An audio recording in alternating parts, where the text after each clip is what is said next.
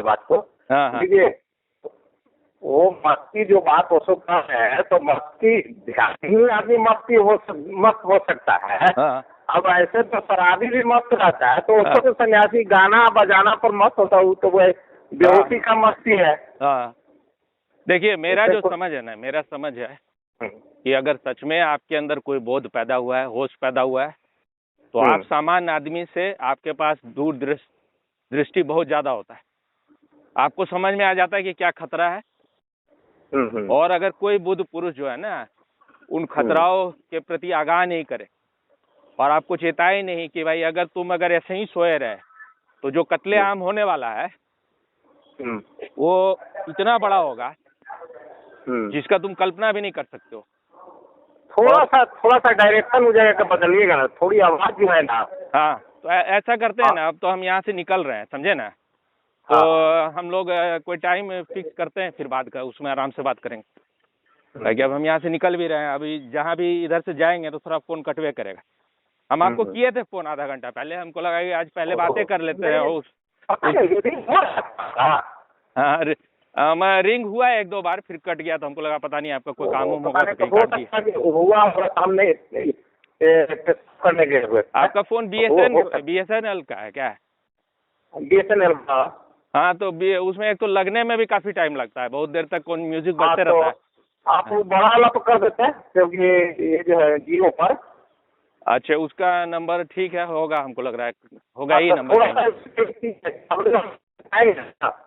अब हाँ, अब आपका आवाज भी कट रहा है। हाँ, तो अगर जो नहीं उठेंगे, अभी जो है, सुनिए ना, क्या करते हैं ना, हम अभी जो है हम जाते हैं घर जाके नहा हुआ लेते हैं। कल तो नहा के ही आए थे, आज तो नहाए नहीं है, नहा हुआ लेते हैं। फिर अब कितना बजे अब नहा कर निकलते हैं, कितना बजे नहा लेते हैं घूमने? नहीं तो कल तो मतलब जैसे मान लीजिए यहाँ आए होंगे हम 10 बजे के बाद, 10 साढ़े 10 में कभी भी आएंगे, तो हम तो बहुत, वो तो मेरा है नहीं कि भाई घड़ी लगा के उठेंगे जब नींद टूट गया, जब पूरा नींद, क्योंकि देखते हैं नींद पूरा नहीं होने पर तबीयत फिर दिन भर गड़बड़। ठीक बात है, बॉडी से जो जरूरत है तो पूरा होने पर गड़बड़। हाँ, तो फिर और सोने में लेट होता ही है, कितना भी हो गया घर का ऐसा माहौल उतने सालों से, तो उतना जल्दी सो ही नहीं सकते। फिर इनका कोई ठिकाना नहीं रहता है, कभी रात में 2 बार उठा देंगे। मतलब हम देख रहे हैं जैसे जैसे इनका उम्र बढ़ रहा है, इनका मूर्ता भी बढ़ता ही जा रहा है। और वो बेचारी आती है, शाम में आई, अपना उधर से थक थूक के आई, काम धाम करके आई, सब्जी जी लेके आई, वो सबसे पहले वो घुसेगी किचन में, उनके लिए चाय बनाएगी, अंडा बनाएगी, कुछ टोस्ट ब्रेड बनाएगी, और उसके बाद भी एकदम लगे रहते हैं। मतलब एक हम बोले भाई वो आई है, उसको भी थोड़ा अपना कुछ खाए पिएगी, टॉयलेट जाएगी, तो आप उसके पीछे पड़े हुए इतना कि सब आप ही का करते रहे।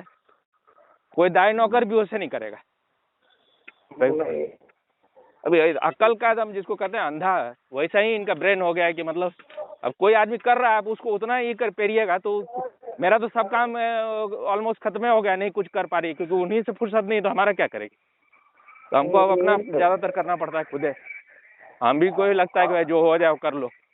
इधर हेल्थ मेरा भी उतना ठीक नहीं रह गया है कि काफी कुछ गड़बड़ अब हो ही रहा है उम्र के साथ भी। और वो सबका एक्सपायरी डेट भी तो होता है ना, एक्सपायरी डेट जिसका जल्दी है। बात है, यही बात आपकी बात से लगता है। ठीक है, हम लोग संबंध में रहते हैं तो दोषारोपण हम एक दूसरे को कर देते हैं, लेकिन इस बात से गहराई से समझा जाए तो हर व्यक्ति का ही कहानी है कि अगर जो जीवन में अगर जो नहीं समझता है, सिर्फ अपना ही चलाता है, तो लास्ट में जो है ना रिजल्ट उस व्यक्ति का दोष देख के आएगी। तो पूरे मनुष्य जाति के लिए है कि जो रियली में अपने को नहीं पहचान करता है, तो वही बात तो यहाँ भी लागू होता है ना कि हिंदू का साथ नहीं देगा, कल जो उनको भोगना पड़ेगा, जो झेलना पड़ेगा, उनको समझ में भी नहीं आ रहा है।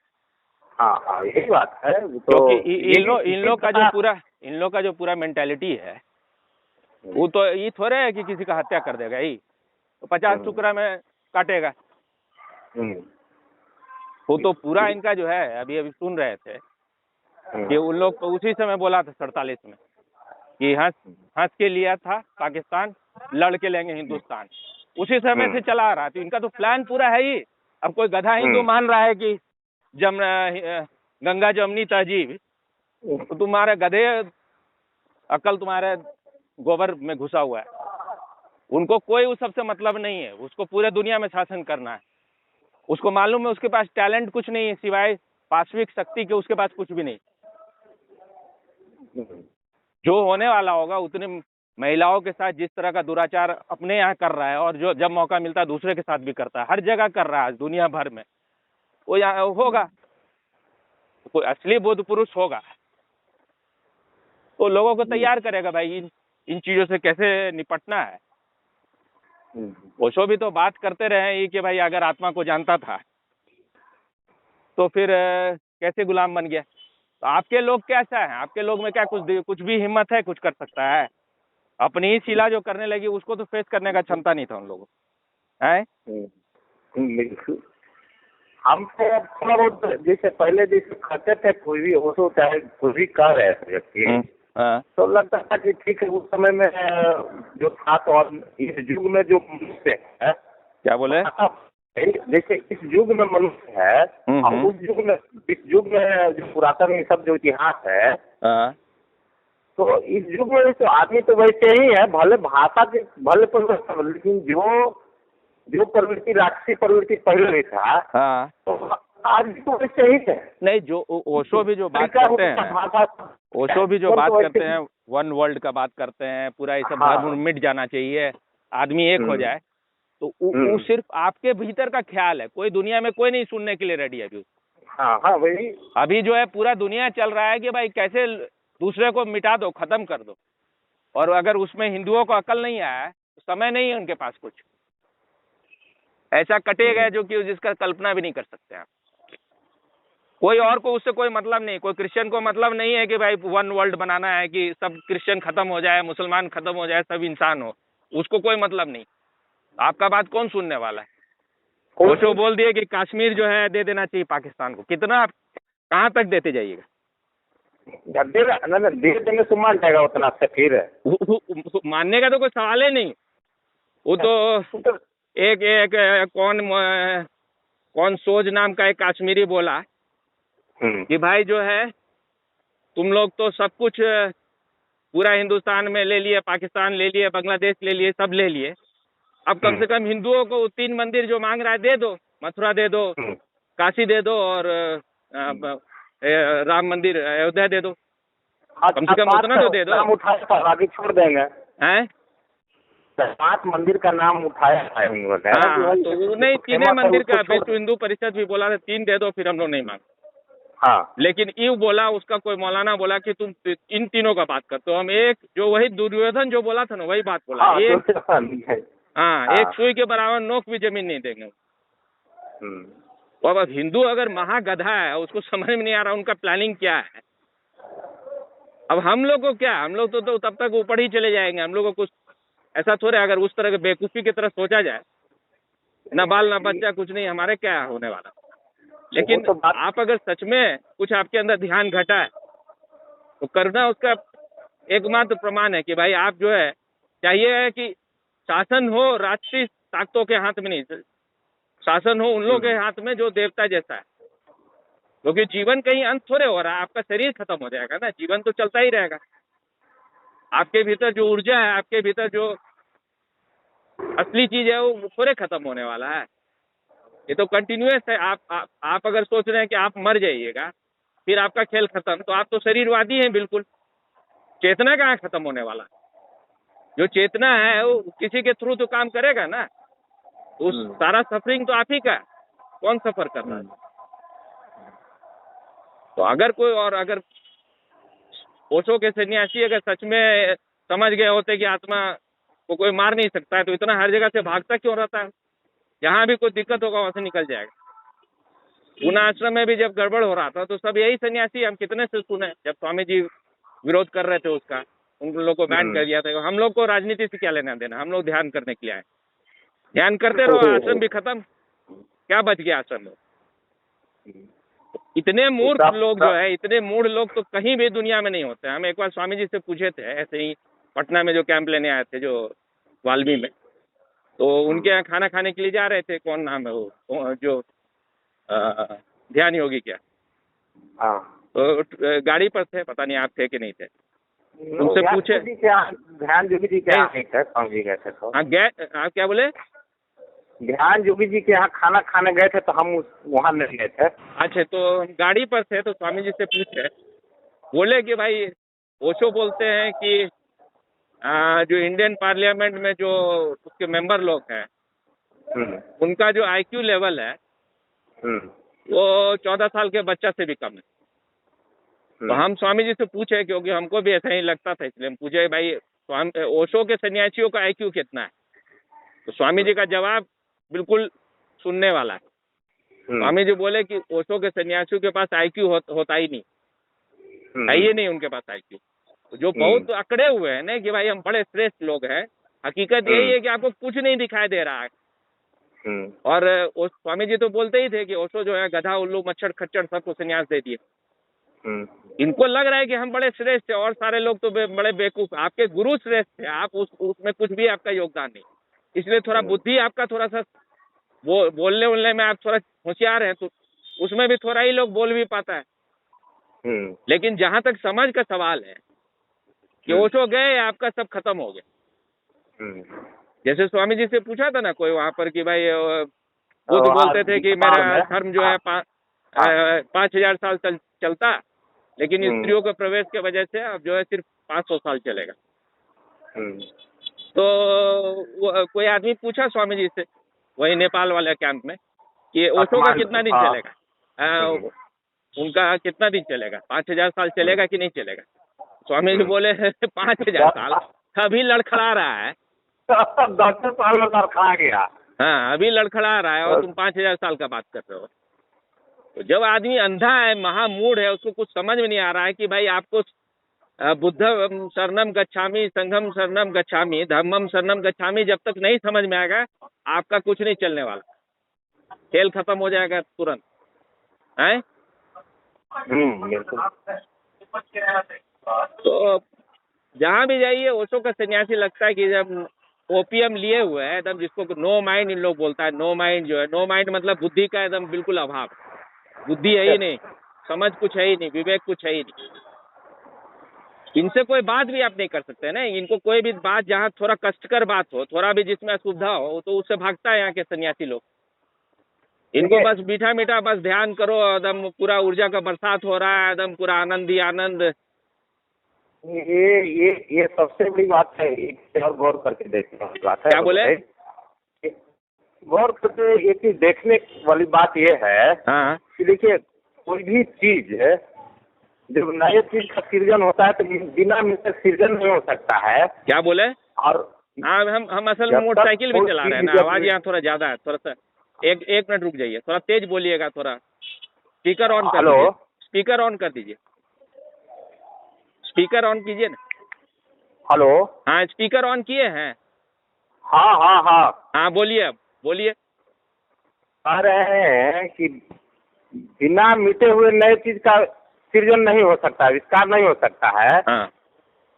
और वैसे ही बिना चोट के माने कोई चीज जो है आकृति बन नहीं सकता। अच्छा देखिए, जो मिटने का जो बात है,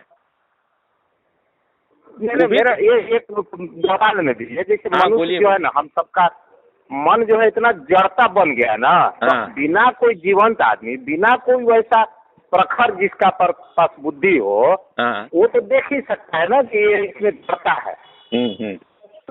तो वहाँ पर उसके मतलब जो जड़ता को मिटाने के लिए चोट, और उसको मिटाने के लिए भी और चोट करने की भी आवश्यकता है। लेकिन भारत में क्या है भाई, माने ओशो को तो सुन रहा था, अब ओशो इतना बहुआयामी माने इतने बड़े स्तर पर थे, तो इंडिविजुअल तो नहीं कर सकते थे छोटे छोटे जगह पर।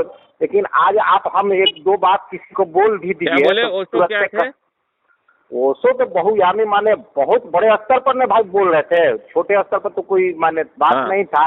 तो सबको तो जच रहा था, उतना तो चोट नहीं लग रहा था ना। अगर जो आप 2-4 मित्रों के बीच में अगर जो सच आप बोलने लगे तो मित्र देखिए तो आपसे भाग भी जाएगा, क्योंकि ये चोट कोई बर्दाश्त नहीं करना चाहता है। सच तो भाई देखने के लिए जब तक ले आप मित्रता नहीं किसी के पास मित्रता नहीं बन पाता है। हाँ और सत्य खाली किसी को ऐसी सुन लेने से इतना आसान मामला लग रहा है हाँ जागना। तो जागने के लिए भाई देखे, जो जिसको कहते हैं कि जब तक ले उसके अंदर से कुछ प्यास ही नहीं हो तो कैसे चेतना माने जागृत हो कैसे सकता है? जागृत तो हो ही नहीं सकता है। अब साधारण लल्लू चप्पू माने चॉकलेट बांटने से तो ये सब अब जो है ना, माने ये सब आप फिर उसको दूसरे दिशा में ले जा रहे हैं। बात पहले कंप्लीट होने दी। हाँ कहिए, तो आप तो बोल रहे थे तो हाँ, हम सुन रहे हैं। आपको बोलने का हम कहिए पूरा जो आपको- मौका देंगे, लेकिन हाँ पहले कंप्लीट होने चाहिए। क्या कि अधूरा बात जो होता है ना, कहते हैं ना, आधा सत्य जो होता है पूरे झूठ से भी खतरनाक होता है। चलिए तो एक जो बात जो लोग कहता है भाई, हर लोग कहता है कि मिटना है, मिटने का यात्रा है। क्या चीज से मिटना है भाई? पहले तो ये समझ में आना चाहिए। यही तो समझ में नहीं आ रहा है किस चीज को तुम मिटाना चाहते हो। मिटाना है तुम्हारे सपने को, तुम्हारे भ्रम को, तुम्हारे झूठ को, तुम्हारे धारणाओं को। तुम जो अपने आप को मान बैठे हो कि तुम शरीर हो, तुम मन हो, तुम बुद्धि हो, तुम वासना हो, तुम जो भी मान बैठे हो, उनको मिटाना है। और उस सब का समूह का नाम अहंकार है।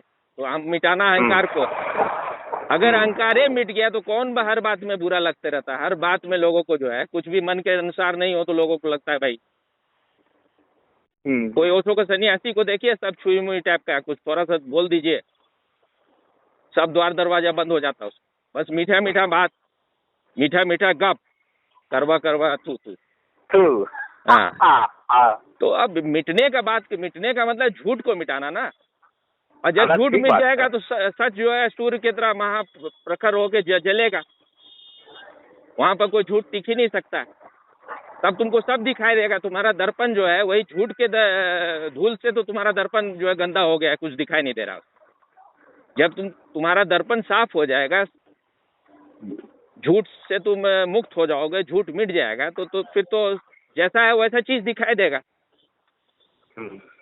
एक व्यवहारिक सत्ता भी है ना, एक होता है पारमार्थिक सत्ता, जो मतलब तो चैतन्य को कभी मिटाया नहीं जा सकता। लेकिन आपका पूरा जीवन जो आप जो जी रहे हैं वो कहाँ जीवन जी रहे हैं? ये तो इसी शरीर में जी रहे हैं। सारा दिन रात जो दौड़ चल रहा है सबका, जो धन कमाने के लिए किसके लिए कर रहे हैं? चेतना के लिए कर रहे हैं कि शरीर बना रहे चेतना में, इसके लिए चेतना बना रहे शरीर में, इसके लिए कर रहे हैं। सारा सुविधा जो इकट्ठा कर रहे हैं शरीर के लिए ही कर रहे हैं ना। तो जब शरीर का भी एक सत्ता है, उसका भी एक रियलिटी है, इस जीवन का भी रियलिटी है, जीवन के धन का, संपन्नता का, सबका भी एक रियलिटी है। तो जब उसका भी रियलिटी है तो आपको दिखाई दे रहा है कि 10 कदम में आपसे सब छीनने वाला है, कुछ नहीं रह जाने वाला है आपके हाथ में। आपकी महिलाओं का रोज बलात्कार होगा, एक के साथ 50-50, 100-100 बलात्कार करेगा। और आप बोलिए कि हम बड़े बुद्ध पुरुष हैं, हम तो एकदम पहुंचे हुए ज्ञानी, हमको क्या छूता है? हम तो शरीर है नहीं। चिदानंद रूपम शिवोहम शिवोहम, शरीर को क्या होने दो, कष्ट होने दो। तो शरीर त्याग दो, अभी मर जाओ। जब शरीर कुछ का मतलब ही नहीं है तो क्यों दौड़ रहे हो दिन रात? ये सब बातें कहने के लिए कुछ समझ में नहीं आ रहा। चिदानंद रूपम शिवोहम शिवोहम, ये बोलने के लिए बात है जहां जो फिट बैठ जाए, जहां आपका अपना स्वार्थ जिस चीज से पूरा होता है, जहां भागना होगा वहां बोलोगे हम तो आत्मा है, शरीर के लिए क्या करना है। और जहां धन लूटना हो, औरत के साथ संभोग करना हो, वहां तुम शरीरवादी बिल्कुल बन जाते हो। तो इस तरह का लोग जो है, पाखंडी लोग, धर्म के नाम पर चूतिया लोग सब जो है, तो तुम दिन रात दौड़ रहे हो। आखिर ओशो इतना सुंदर आश्रम क्यों बनाए अगर शरीर का कोई मूल्य नहीं है तो? रहते अपने अंडरपैंट में, जैसे पुराने जमाने के सन्यासी लोग लंगोटी में रहते थे। इतने रोल्स रॉयस का क्या जरूरत था फिर? ओशो ही बात कर रहे हैं ना भाई, जोरवादी बुद्धा का, कि भाई बुद्ध के पास जो है आत्मा तो है, शरीर नहीं था। और जोरबा के पास आत्मा नहीं है, शरीर स्वस्थ है उसका। तो दोनों का जरूरत है, दोनों आधे अधूरे हैं। जब आपके गुरु बोल रहे हैं, आपको समझ में आ रहा है, तो आपके आसपास जो लुटेरे, डकैत, रेपिस्ट, बलात्कारी लोग बैठा हुआ है, जो आपका सत्यानाश करने के लिए है, जो इस एकमात्र दुनिया में देश है जहां पर कुछ अध्यात्म हो सकता है, उसको मिटाने के लिए सब चारों ओर से लगा हुआ है। और आपके इस देश के सारे नेता भी मोदी, योगी और कुछ 2 4 10 को छोड़ दो, तो सब बिकने के लिए तैयार है। तो आपको थोड़ा अकल आना चाहिए भाई, कब अकल आएगा? अगर अकल जो है नहीं आएगा तो इतना देर हो जाएगा, फिर कुछ भी नहीं बचेगा फिर। और जो गीता में कृष्ण बोलते हैं हाँ, कि भाई जो सुधी जन है, जो बुद्ध पुरुष हैं, मतलब उनके शब्दों को कोट नहीं कर रहे हैं, एक मिनट, सामान्य लोग जो है ना उनका अनुकरण करते हैं। जैसा वो एक तरह से मॉडल है, वो एक मॉडल है, वो जैसा जीवन जैसा वो जीते हैं, जिस तरह का उदाहरण छोड़ के जाते हैं कि ऐसे जीवन जीने का ये ठीक ढंग है, सामान्य लोग उसी को अनुकरण करते हैं।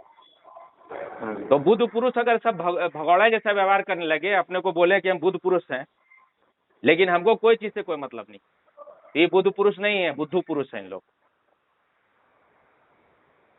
बुद्ध पुरुष तो सबसे बड़ा जिम्मेवारी का उसका काम है ना, वो जागा हुआ आदमी है, सबसे ज्यादा जिम्मेवार वही होना चाहिए। अगर आप जागे हुए हैं, आपका आंख बिल्कुल उसमें कोई कीचड़ नहीं है, आपके आंख में कोई धूल नहीं है, तो आपको सबसे ज्यादा दिखाई देगा क्या होने वाला 4 कदम के बाद। तो आप चुप कैसे बैठेंगे? और जो वही ओशो बोल रहे हैं कि अगर आत्मा को हिंदुस्तानी लोग जान गए होते तो गुलाम नहीं बनाया जा सकता था। तो फिर जो है गुलाम नहीं अगर बनाया जा सकता था, तो फिर उनके खुद के सन्यासी जो हैं हर बार गुलाम बन रहे हैं। कभी शीला गुलाम बनाती है, कभी इनर सर्कल गुलाम बनाता है, जो थोप देता है उसको माने चले जा रहे हैं। कोई किसी में अंदर का ना कोई विद्रोह का भाव है, तो अभी कहाँ समझ में आ गया। और जैसे ही जो है इनको कुछ भी ऐसा स्थिति होगा तो इनको खाली इतना ही है कि भाई मेरा मौज मस्ती चलता रहे, हम कहीं कम्यून छोटा सा बना लें और वहां पर अपना मजा लेते रहे, शांति से जिए। तो जब मियाँ लोग जब इस देश में कब्जा कर लेगा तो तुम्हारा वो आश्रम छोड़ देगा। वो सबसे पहले तो वहीं जाके तुमको काटेगा और तुम्हारी औरतों के साथ सामूहिक बलात्कार करेगा। तो तुम जो है 4 कदम आगे नहीं देख सकते। तो आइंस्टीन एक बात बोलता था, हिंदुस्तानियों का सबसे बड़ा कमजोरी यही है कि आगे के 4-5 कदम आगे नहीं देख सकता। तो आगे क्या होने वाला है उसको कुछ दिखाई नहीं देता। तो ठीक है, कोई आदमी अगर इतना शरीरवादी है, इतना स्वार्थी है, उसको लग रहा है कि भाई अब हमको क्या लेना देना है, 10 दिन होगा, 10-20 साल में मर जाएंगे, इस शरीर मेरा जो है सड़ के खत्म हो जाएगा, कोई जला देगा बांस घाट में ले जाके। इतना अगर समझ है तो आप क्या आत्मज्ञानी क्या है भाई? आप आत्मज्ञानी तो बिल्कुल छोड़ दीजिए, आप सामान्य आदमी भी नहीं, आप हैवान है, आप शैतान है। क्योंकि अगर आपको सच में समझ में आ गया कि आत्मा न कभी उसको न जलाया जा सकता है न मारा जा सकता है, तो आप मिटिएगा कहाँ से? आप तो लौट लौट के आते रहिएगा। फिर आपके लिए करना जो कि बार बार ओशो भी बोलते हैं कि आपके अंदर अगर ध्यान घटा है तो उसका प्रमाण क्या है? प्रमाण है करुणा। अगर करुणा नहीं है आपके भीतर तो कोई ध्यान नहीं घटा है, और कोई करना और नया ओशो के सन्यासियों में नजर आता नहीं। एक सन्यासी को हम बोले कि भाई ऐसा ऐसा हो रहा है, बहुत स्थिति खराब होते जा रहा है, और हिंदू लोग जो है गधा की तरह वही उन्हीं लोग को वोट देता है जो उनको मारने का, जो उनका सत्यानाश करने पर लगा हुआ है। आपको मान लीजिए कोई राहुल गांधी है, ये सब जो है, ये राहुल और पिंकी और जिसको पप्पू पिंकी और उसकी माँ जो है सोनी, ये सब क्या है? ये राहु केतु और शनि है, सब हिंदुस्तान के लिए देश का सत्यानाश करने ही इनका, उसी का लोग लिए हुए हैं, क्या बोलते हैं, सुपारी। उसको कोई मतलब नहीं इस देश से। लेकिन अभी तक हिंदुओं को ये नहीं दिखाई दे रहा है कि तुम किस खतरे में से घिरे हुए हो। और अभी तो कोई भी सन्यासी जो अभी सांस ले रहा है मरा नहीं है ना। चीजों को बदलने में 2 मिनट लगता है। बांग्लादेश में क्या हो गया? बांग्लादेश में जो हो गया, और कोई नेता जो है बीजेपी को छोड़ के कोई कुछ एक शब्द नहीं बोला है। कोई राहुल गांधी, कोई ऑपोजिशन का। इसका मतलब है उनका बिल्कुल एजेंडा क्लियर है कि हमको हिंदुओं से कोई लेना देना है। हिंदू इतना बड़ा गधा है कि जो वोट ऐसे भी देता ही रहेगा, जो उनको वोट दे रहा है वो देता ही रहेगा। आप उसको थूक चटवाइए, आप उसको जूता से मारिए, वो हिंदू आपको वोट देगा ही। तो अब जो है ना, हम लोग बाद में किसी समय उसको जो असली उस दिन जो चर्चा कर रहे थे, उसको थोड़ा बाद में किसी समय जब हम दोनों आदमी फ्री रहेंगे। अब तो अभी घर पहुंचे हैं, थोड़ा सा रेडी उडी होते हैं। ठीक है, कौन सा टाइम ठीक रहेगा? फोन करके देख लीजिएगा ना। हाँ ठीक ठीक ठीक ठीक ठीक ठीक। अगर उस टाइम आप अवेलेबल रहेंगे तो ठीक है, नहीं तो फिर बाद में। ठीक ठीक ठीक ठीक, ओके ओके। लिए हुए हैं। नहीं, मुरैठा जो पहने भी रहता है ना, ये मत समझिए कि वो सिख है, उसमें ज्यादातर मियाँ होता है। अच्छा, उसको खाली उन लोग बना दिया है, ट्रेन कर दिया है, तैयार कर दिया। और कुछ लोग उसमें सिख भी जो है, जो कि एकदम जैसे होता है कि बिगड़ा हुआ ड्रग एडिक्ट टाइप का जो है, जो क्योंकि पूरा पंजाब को इन लोग ड्रग एडिक्शन में एकदम पूरा एकदम ये कर दिया है। यहाँ ये सब पूरा पाकिस्तान प्रायोजित है ना। हाँ, पूरा इसका जो भुट्टो जो था, जब इंडिया जो है परमाणु विस्फोट कर दिया, तो भुट्टो डिक्लेयर किया कि हम घास का रोटी खा के रहेंगे, हम लोग जो है परमाणु बम बनाएंगे। इंडिया से जो युद्ध में हार गया था ना, तो बोला कि हम लोग इंडिया को we will be bleed into India into 1000 cuts, मतलब इसको हजारों घाव देंगे इंडिया को, हिंदुस्तान को।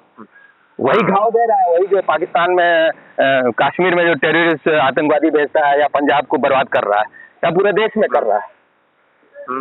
और इसमें जो है ना, कांग्रेस और समाजवादी पार्टी और जितना भी बीजेपी को छोड़ के सब उसमें साथ है। पूरा एकदम इन लोग का 100% साठगांठ है। अब इन लोग जो है एकदम पूर्ण रूप से दिखार हो गए, इन लोग बिल्कुल हिंदू विरोधी है। जब आरएसएस का जो चीफ है उसको ही बोल रहा है कि भाई डीएनए हम लोग का एक है, तो डीएनए तो दुर्योधन का, कौरव और पांडव का भी एक ही था, दुर्योधन और युधिष्ठिर का भी डीएनए एक ही था। डीएनए एक होने से क्या होता है? हमको तो इसमें लगने लगा कि क्या ऐसा तो नहीं कि इसके पास भी मतलब इसको हनी ट्रैप में फंसा लिया। उन लोग कुछ भी कर सकता है ना, भेज देगा कोई महिला, यही जो मोहन भागवत को, किसको? मोहन भागवत को भी तो कहीं नहीं किसी तरह से ट्रैप कर लिया। कोई महिला भेज देगा, वीडियो रिकॉर्डिंग कर लेगा, आप तो गए अब उसके ग्रिप में, या कुछ भी ऐसा कर देगा जिससे आप फंस गए, जो आप ये नहीं मतलब पब्लिकली नहीं बोल सकते। जो आगे आएगा ना, तो उसको किसी न किसी रूप में शांत करने का कुछ न कुछ वो सब अपनाएगा। ये हम नहीं कह रहे हैं कि मोहन भागवत के साथ किया ही, लेकिन वो सब ट्राई करते रहता है। मोहन भागवत से पहले जो सुदर्शन थे, उनको वो जो है एक बार सुसाइड करने जा रहे थे। अब उनका क्या वजह था वो तो वो जाने। तो अब हिंदू नेताओं में जो है ना, उतना रीढ़ का हड्डी बहुत कमों में होता है। जैसे मोदी है, बिल्कुल अलर्ट रहता है कि कोई ऐसा काम नहीं हो जिससे कि कभी फंस पाए। तो इसलिए बहुत डिसिप्लिन लाइफ है मोदी का। अगर आपके जीवन में कुछ भी कमजोरी होगा, उसका फायदा उठा ही लेगा लोग। हाँ, कहीं न कहीं से तो खोज लेगा ही। हाँ, वही बात योगी के साथ है। तो जब तक वैसा नेता पैदा नहीं होगा जो बिल्कुल, असल में देखिए हिंदुस्तान में तो जो शीर्ष पदों पर ही होना चाहिए कि जो विवाहित लोग हैं, और खास करके जिसको बच्चा हो गया है, उसको कभी वो अलाउड ही नहीं होना चाहिए। तो वो सब परिवारवादी हो जाता है। पहला जो परिवार के लिए करेगा, सारा पैसा उस पर खर्चा करेगा। अब देखते हैं अमित शाह के जो बीसीसीआई चेयरमैन ने ये बना दिया है, तो वहाँ फिर लोग ढीला पड़ जाता है। जब बात उठाता है तो कोई जवाब विशेष रूप से कट नहीं करते हैं। कौन सी का? अमित शाह के बेटा जो है ना, अभी बीसीसीआई का लगता है चेयरमैन या क्या कुछ माने। हाँ, वो हेड वही है, हेड वही। हाँ, ये लोग भी तो परिवारवाद पर तो उठाते रहते हैं। नहीं, वो गलत बात। वो देखिए, परिवारवाद होता है, ये गलत बात है। ये तो इन लोग इस सब जो है नाटक कर रहा है, जो हिंदुओं को समझना होगा ना। परिवारवाद तब होता है जब आपका पुत्र योग्य नहीं है, आप वो किसी प्रोसेस से नहीं गुजरा है, जब वो अपने मेहनत से वहाँ नहीं पहुँचा, आप उसको बना दिए। अमित शाह का बेटा कोई बेगैरत थोड़े था, नौवीं फेल थोड़े है उसका बेटा है। और अमित शाह का बेटा जो है वो इंडियन क्रिकेट बीसीसीआई को बहुत ऊंचाई पर ले गया। ऐसा नहीं कि, और हर जो वर्ल्ड कप जो था 50 ओवर वाला, उसमें भी इंडिया एकदम मतलब इतना अच्छा परफॉर्मेंस था, खाली लास्ट वाला हार गया। पता नहीं उसमें क्या सेटिंग हुआ या क्या हो गया कि क्यों हार गया। ऐसे ही क्रिकेट का ही नियम है कि अगर एक टीम लगातार जीत जाएगा ना, जीता जाएगा तो हारना निश्चित है उसके बाद। और फिर हो सकता है उसमें किसी तरह से इन लोग जो है बहुत पैसा सा खर्चा करके 2-3-4 खिलाड़ी को तोड़ लिया होगा कि हारने के लिए करो देश को, क्योंकि बिकने वाला वो बहुत लोग तो होता ही है ना भाई। आप 1-2 कैश ड्रॉप कर लीजिए, आप अपना विकेट गिरा दीजिए तो हार ही जाएगा ना। देखिए जैसे आपने 2 आदमी का नाम लिए ना, हाँ, इसका माने पीछे जीवन के कहानी में कुछ ऐसा फंसाने के लिए खोजना हाँ, बहुत अभी दिक्कत है। जैसे मोदी का और योगी का, समझे? तो वैसे ही माने जैसे आपको बिहार से, पटना से, जैसे तेज सपार बीजेपी में नेता में माने जाते थे रविशंकर प्रसाद। हाँ, तो रविशंकर प्रसाद के माने कुल्लू निकाल लिया सब कि माने देखिए इन्होंने आपके पुत्र मोह में जज बनने के लिए कुछ प्रोसेस है कि माने इतना साल तक वकालत होना चाहिए आपका। हाँ, तो उस हिसाब पर से तब में उतना समय का मैच्योर होता है, तब जज का नंबर आता है बनने का। तो ये कम समय में ही, जैसे रविशंकर प्रसाद कानून मंत्री थे उस समय, तो ये अपना बेटा के करवाइए दिए जज में। देखिए ये बात जो है ना, ये बात जो है ना, ये सब जितना मीडिया है ना, सब मीडिया टिका हुआ है। अगर उसके आधार पर आप बोल रहे हैं कि मीडिया में ये न्यूज था, तो उस बात को कोई वैल्यू नहीं दीजिए। जब तक कि कोई ईमानदार जो है जुडिशियल प्रोसेस को जानने वाला आदमी नहीं बोल रहा है ना, जो ईमानदार है, जो बिका हुआ नहीं, तब तक कोई भी बात। देखिए रविशंकर प्रसाद उस हिसाब से आदमी वैसा नहीं है कि कुछ नहीं करेगा, उसको कानून नियम पता। देखिए उसको ये मालूम है ना कि हम इस तरह का कोई भी काम करेंगे तो मोदी जो है बिल्कुल फिर कोई पोस्ट देने वाला नहीं।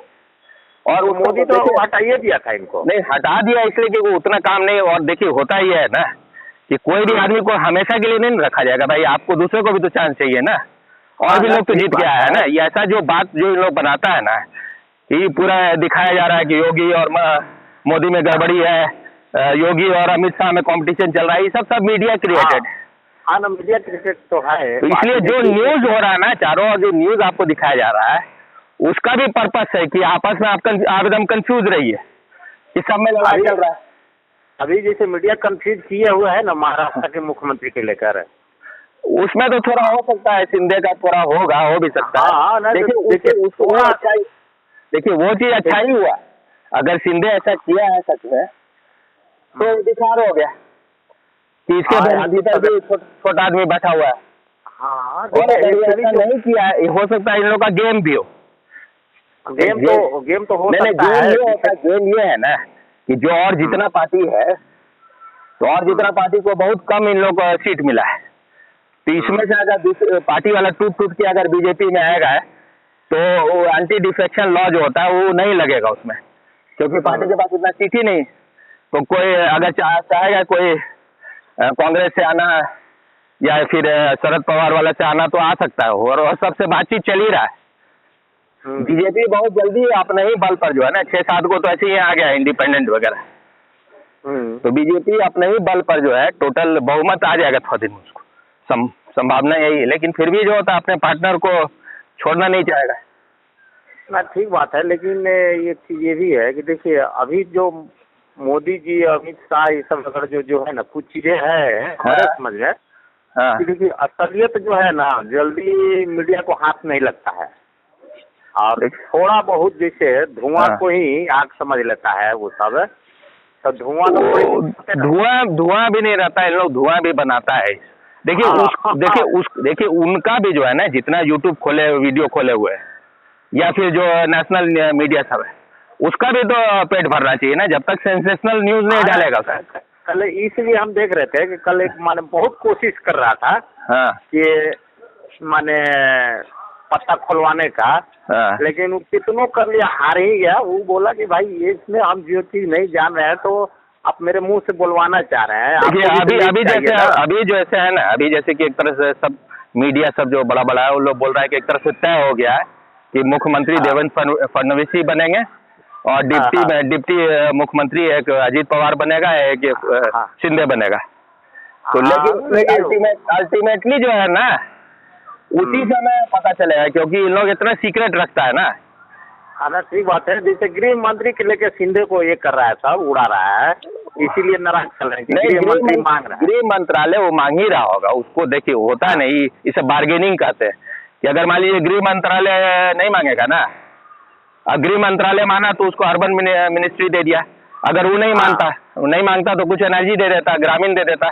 तो आप कुछ बड़ा मांगते हैं इसलिए कि आपको मतलब वो नहीं दे तो उसे कम से कम थोड़ा उसके बाद बड़ा वाला दे, तो थोड़ा बहुत तो ये सब होता ही। और उसको मालूम है एक बार सरकार बन जाने के बाद कोई बार्गेनिंग हो नहीं पाएगा, जो करना है अभी कर लो। फिर अपने वोटर को भी तो थोड़ा खुश करना है ना। वो बोल रहा था भाई बीजेपी ही से बनाइए, लेकिन कोई ओबीसी को बनाइए। शिंदे, क्योंकि जो फडणवीस है ब्राह्मण है, ब्राह्मण को नहीं बनाने। हाँ, तो वो थोड़ा जात पाती तो पूरा देश को सत्यानाश किए हुए है। जबकि सबसे ज्यादा काबिल आदमी फडणवीस ही है, और फडणवीस को मानना पड़ेगा कि वो अपने पिछले बार जो है 5 साल का मुख्यमंत्री रहने के बाद, अच्छा काम करने के बाद भी पिछले बार जो है डिप्टी सीएम बनने के लिए रेडी हो गया। बहुत राजनीति में ऐसा लोग बहुत थोड़े से होता है जो अपना डिमोशन करवा ले। हाँ, और उसके बारे में कहते हैं कि वो एक दिन प्रधानमंत्री बनने का उसमें क्षमता है। एक बात तो है, बहुत से हमको सुनते हैं, लेकिन उसमें जो है ना हर बात में शार्पनेस बहुत बढ़िया है। इसमें थोड़ा सा ये भी हो सकता है कि इसमें थोड़ा खेल गडकरी का भी हो, क्योंकि फडणवीस और देखिए फडणवीस और गडकरी एक ही जगह का है। है ना, नागपुर के आसपास दोनों का होगा, चाहे जो भी हो, उतना कंफर्म नहीं। तो लेकिन साफ सुथरा कौन बातों में क्वालिटी दोनों में नहीं। आप जैसे कहते हैं कि गडकरी को थोड़ा महत्वाकांक्षा है कि प्रधानमंत्री बने, थोड़ा आरएसएस का। अब देखिए ये सब बात भी सिर्फ मीडिया में, हम लोग को क्या पता है? हम लोग को तो असली में पता नहीं है कि हकीकत में क्या है, कितना है।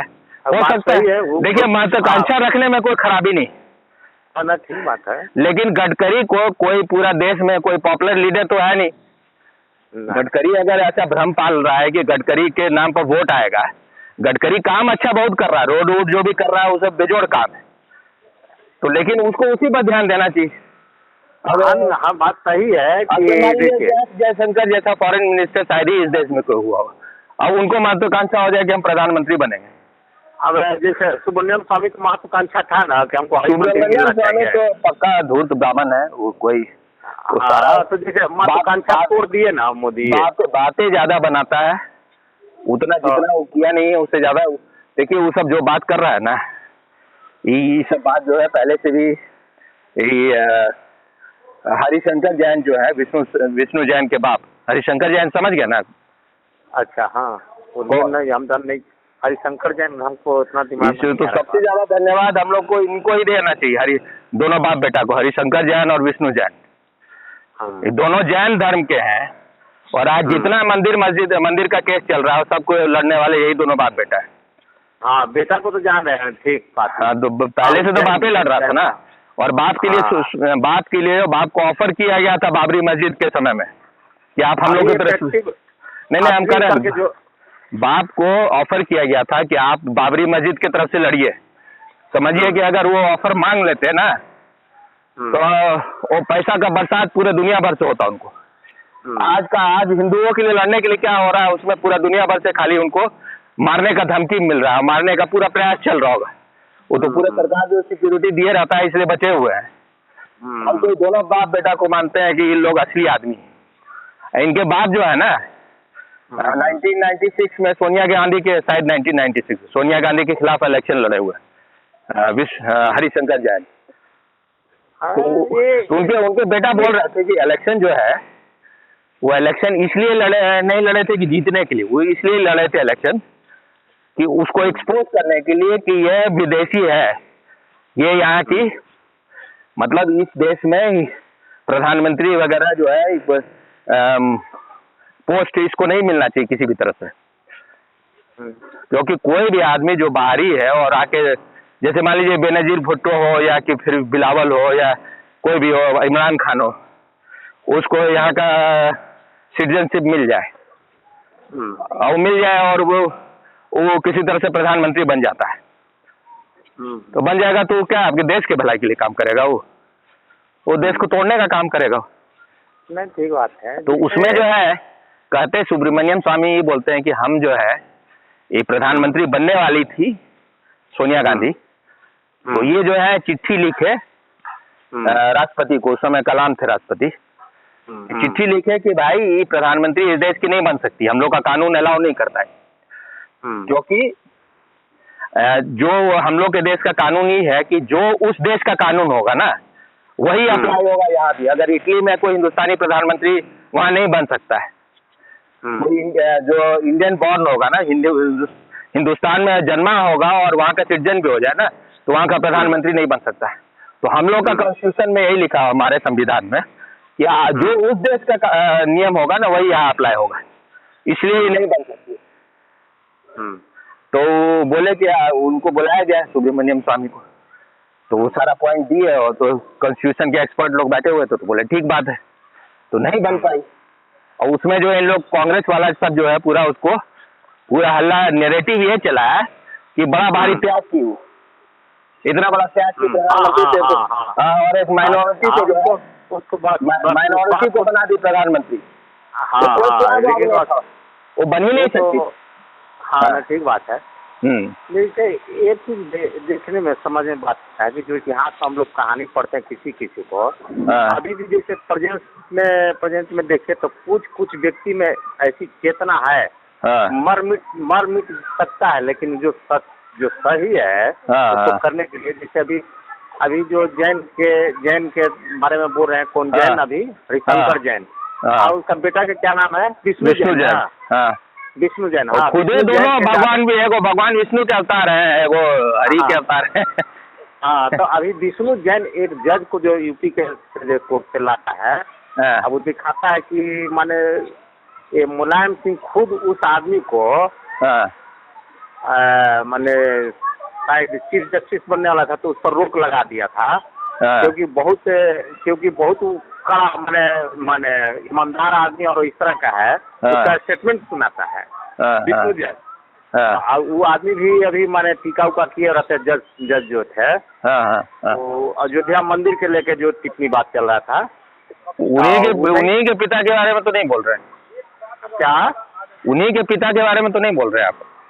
वो उस समय के जो कानून मंत्री, जो सुप्रीम कोर्ट में जो जज थे ना, तो अब उस समय प्रमोशन की बात आ रहा था, तो मुलायम सिंह रोक लगवा दिया था, क्योंकि नंबर उसी का था बनने का। अच्छा। तो जान गया कि ये कुर्सी पर बैठ जाएगा ना तो इसका चलेगा नहीं, एकदम फैसला वो उसी के देगा। तो क्योंकि ये पैसे लगाया था, वो शायद राजीव गांधी था उस समय प्रधानमंत्री, तो ये लगाया था कि माने इसको नहीं बनना चाहिए। मुलायम सिंह का कोई अच्छा काम पता है आपको? कोई ऐसा तो अच्छा काम हमको नहीं कुछ पता है। नहीं, बहुत अच्छा काम किया मुलायम सिंह। क्या बताइए? एक तो उभी जो है ना, उसमें वो भी पूरा विरोध किया था उसका कि विदेशी महिला सोनिया गांधी नहीं बन सकती प्रधानमंत्री। तो वो अगर मुलायम सिंह ये नहीं करता, एक कभी का हुआ होगा ऐसा, अपना शायद सपोर्ट विथड्रॉ कर लिया था, उसके साथ मिलके हो रहा था। तो दूसरा जो है अमेरिका के साथ न्यूक्लियर डील जो है ना, उसमें मुलायम सिंह का योगदान था, अगर वो नहीं होता तो न्यूक्लियर डील नहीं होता। तो उसका थोड़ा राष्ट्रभक्ति था, अखिलेश से तो अकलेश से तो फिर भी बेहतर था वो। साला लगता है कि आगे पैदा किया हुआ उसी का। नहीं, ये साला मियाँ है, सब पूरा ये सब मियाँ है, ये जितना है ना डीएनए खराब है साला, एकदम डीएनए में कुछ है ही नहीं, समझने की बात नहीं आता है।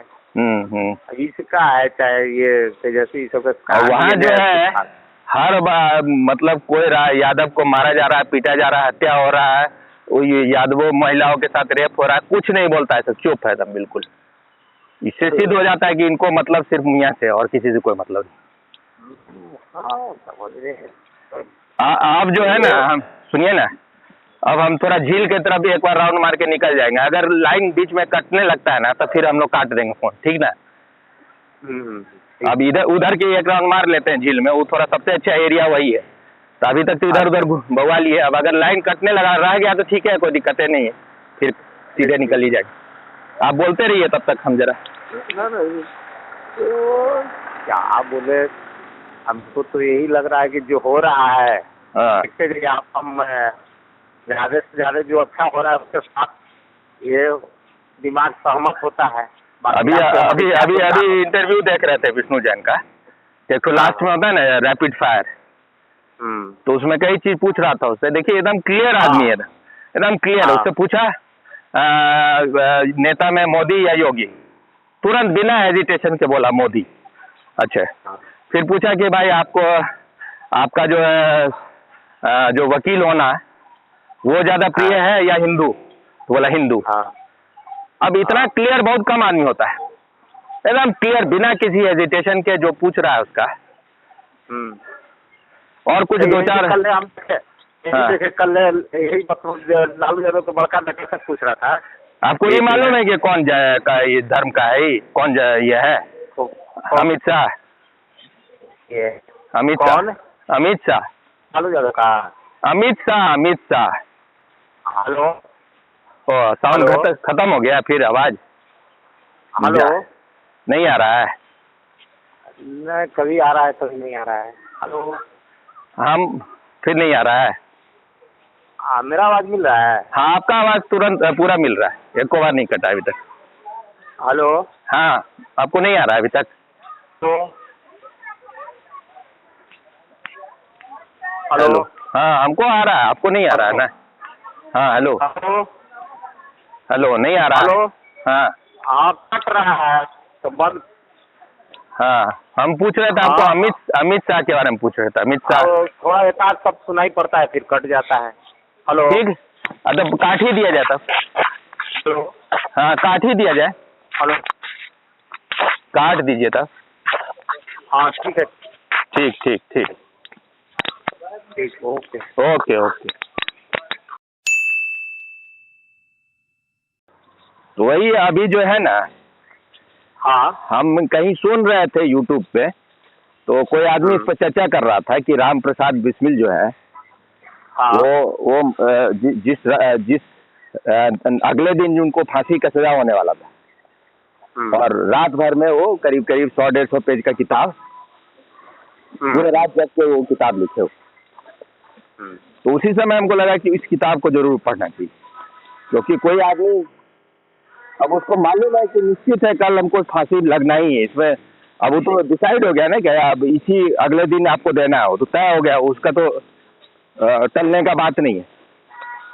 तो निश्चित हो गया कि आदमी कल मरने वाला है, और उससे एक रात पहले अगर उसको मालूम होने के बाद भी अगर वो किताब लिख रहा है तो किताब जरूर मूल्यवान होगा। और छोटा किताब उसको समय ही कहा है कि बड़ा किताब कोई लिख दे, कोई बड़का ग्रंथ लिख दे, तो जो अपने जीवन का पूरा सार उसमें लिखा होगा वो आदमी।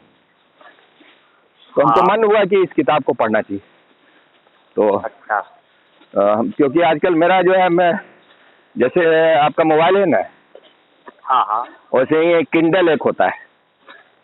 तो किंडल में आप एक जैसे कि छोटा एकदम छोटा किताब समझ लीजिए, बड़ा नहीं, तो उतना साइज का है वो किंडल, करीब करीब 10 इंच के आसपास, 8-10 इंच लंबा होता होगा, और वैसे ही 7-8 इंच चौड़ा होता होगा। तो उसमें जो है आप हजारों किताब आप रख सकते हैं। कोई किताब आपको पेपर में खरीदने का जरूरत ही नहीं, आप ऑर्डर किए यहाँ से, ऑनलाइन किताब तुरंत आ जाएगा, दुकान पर जाने की जरूरत ही नहीं। तो उसमें हजारों किताब आप जो है एक छोटे से चीज में रख सकते हैं, कोई पेपर का किताब का जरूरत नहीं। जैसे आदमी कंप्यूटर पर भी बहुत किताब रख सकता है। तो हम मंगवा लिए तुरंत, पढ़ना शुरू किया उसमें। तो शुरू के चैप्टर का जो है, जैसे कि भाई अपने घर के बारे में, अपने फैमिली के बारे में बता रहे हैं अपना। बोले कि भाई इन लोगों का जो भी परिवार था उसमें इन लोगों का एक नियम था, तो कोई भी लड़की बच्चा पैदा हुआ ना उसको मार दिया जाता था। कोई भी लड़की को इन लोग पालता ही नहीं थे इनके परिवार में। तो इनकी जो है दादी है, शायद दादी बोलने लगी कि अभी बच्चा लड़की होगी इसको मारो, तो मार दिया जाता था। अच्छा, तो पहली बार जो है इनकी माँ शायद अड़ गई, बोली कि नहीं हम बच्चा को पालेंगे, और बहुत अच्छे से पाली अपनी बेटी सबको। 4-5 बेटी शायद हुई उनको, इनके राम प्रसाद बिस्मिल को। अच्छा, तो और अपने पिताजी के बारे में अपना बता रहे हैं कि भाई कोई छोटा मतलब उस समय कैसा लोग होता था, समय इतना बदल गया है कि मान लीजिए कुछ इनका आदत था कि वो अपने पिताजी का पैसा चुरा के किताब खरीदते थे। किताब पढ़ने के शौकीन थे अपना बचपन से ही। बिस्मिल्लाह नहीं बिस्मिल्लाह नहीं, बिस्मिल, राम प्रसाद बिस्मिल। बिस्मिल। हाँ। तो अपने पिताजी का पैसा चुरा के किताब खरीदी। तो पता जब चल गया, पता देख रहे हैं कि पैसा गायब हो रहा है। तो धुनैया जो होता था ना, मतलब उस जमाने में बाप लोग इतना क्रूएल होता था, जिस तरह से मारता था। आजकल तो आज के आगे में अब तो इंडिया में भी थोड़ा थोड़ा नियम उस टाइप का होने लगा है। अमेरिका में तो आप छू नहीं सकते अपने बच्चा को। अगर आप मार दिए उसको तो बच्चा फोन करेगा, आप सीधे जेल जाइएगा और बच्चा आपको लौटाएगा नहीं। हाँ, सारे यूरोपियन कंट्री में है, बच्चा आपको नहीं लौटाएगा। और उस समय एक नियम है कि आप जैसे ही बच्चा बड़ा हो गया ना, थोड़ा सा 2-3 साल 4 साल के बाद उसको आपको अलग रूम देना पड़ेगा, वो आपके साथ नहीं सो सकता है। वो तरीका है उन अभी जो लेफ्टिस्ट लिबरल वोकिस्ट आइडियोलॉजी जो वहाँ चल रहा है, उसमें है कि भाई बच्चा सबको अपने पेरेंट्स से दूर करो। अच्छा। वो नियंत्रण रहेगा उस पर लेफ्टिस्ट लोगों का।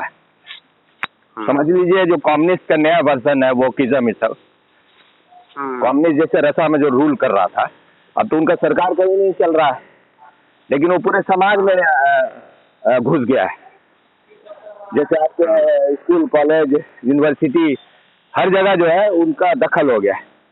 इंडिया में भी अभी इसमें आ गया था किताब में कि NCERT का जो किताब चलता है ना, जो उसमें आ गया था कि भाई लड़का लड़की जो है, अगर आप उसको बता नहीं सकते कि वो लड़का है कि लड़की है, उसको जो लग रहा है वो वही है। अगर उसको लग रहा है छोटे बच्चा को कि हम लड़की है और फीमेल वाले बाथरूम में जा रहा है लड़का, तो जा सकता है। तो इस तरह का किताब में आ गया था कि भाई आपको उस पर फोर्स नहीं करना है बच्चा को कि भाई उसको आप बोलिए कि नहीं तुम मेल हो या फीमेल हो, वो जो लग रहा है वो स्वतंत्र है उसके लिए। तो कोर्ट में जाके काफी करके अभी तो नहीं हो पाया, NCERT की किताब से हटा दिया गया। अगर मान लीजिए 2014 में मोदी नहीं आया होता तो ये सब सत्यानाश अभी तक हो गया रहता। आप जो है बिल्कुल आप कंफ्यूज हम लोग होते थे। तो अमेरिका में 36 तरह का जेंडर है, मतलब सिर्फ मेल फीमेल नहीं, 36 नहीं, 76। मतलब आपको अगर लग रहा है कि मछली है कि कुत्ता है कि गधा है, आपको जो लग रहा है, आप हिजड़ा है, आप जो भी आपको जो लग रहा है, कोई आपको रोक नहीं सकता मांगने। और कोई आप पर मतलब टीचर अगर मान लीजिए कुछ सख्ती करेगा तो टीचर जाएगा जेल में। ये सब है समाज को तोड़ने का तरीका है, राक्षसों के द्वारा समाज को। राक्षसों बहुत सारे देश में अब राक्षस सब रूल कर रहा है। वो जो कहते हैं कि भाई ये जो इस्लाम जो धर्म है उसके असली संस्थापक जो है ना वो शुक्राचार्य, राक्षसों के गुरु।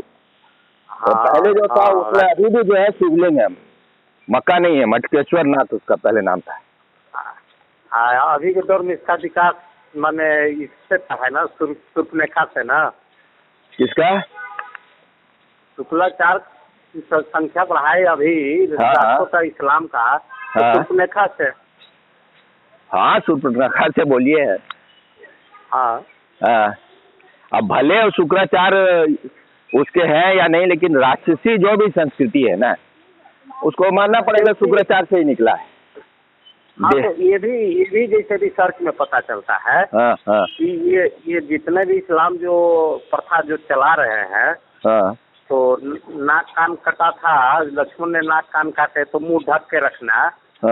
और इसके पहले से तो मैंने नहीं ऐसा कुछ रिसर्च में पता चलता है, लेकिन सुर्पनेखा के ही ढकने से ही पता चलता है। देखिए हम लोग के जो धर्म है ना, इसमें बिल्कुल ही पर्दा सिस्टम नहीं था।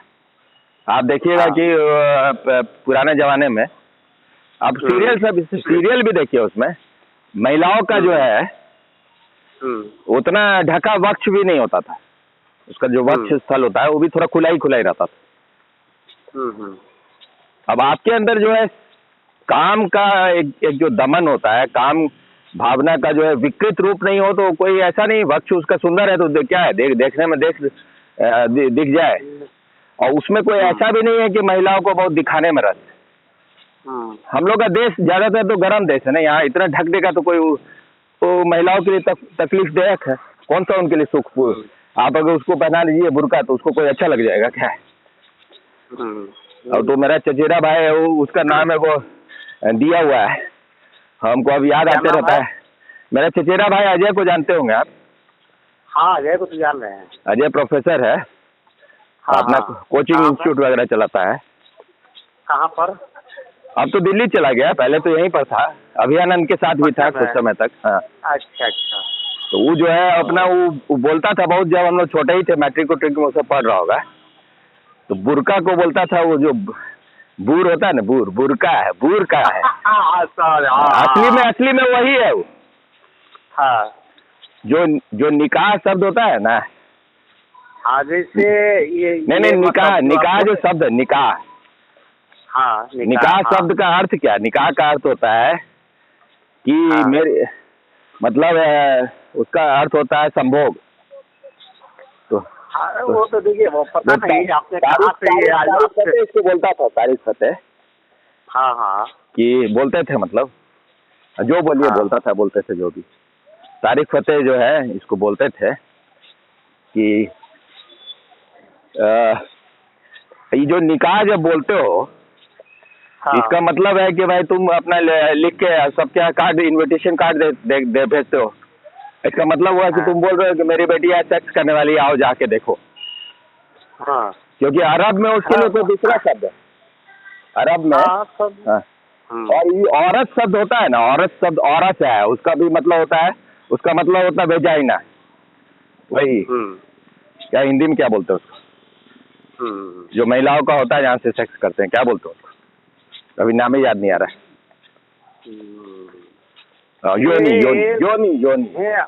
योनी। यही आपकी बात सुन रहे हैं तो लग रहा है देखिए, हर जगह का जो शब्दों का अर्थ जो है ना कहने का थोड़ा थोड़ा भिन्नता है। जैसे माने अभी जो है आप अजय के बारे में बोले कि बुर्का, माने बुर्को कर देना, तो जैसे यहाँ माने क्या कहे, माने अशिक्षित लोगों की भाषा में ये ज्यादा प्रचलित है ये शब्द जो है ना।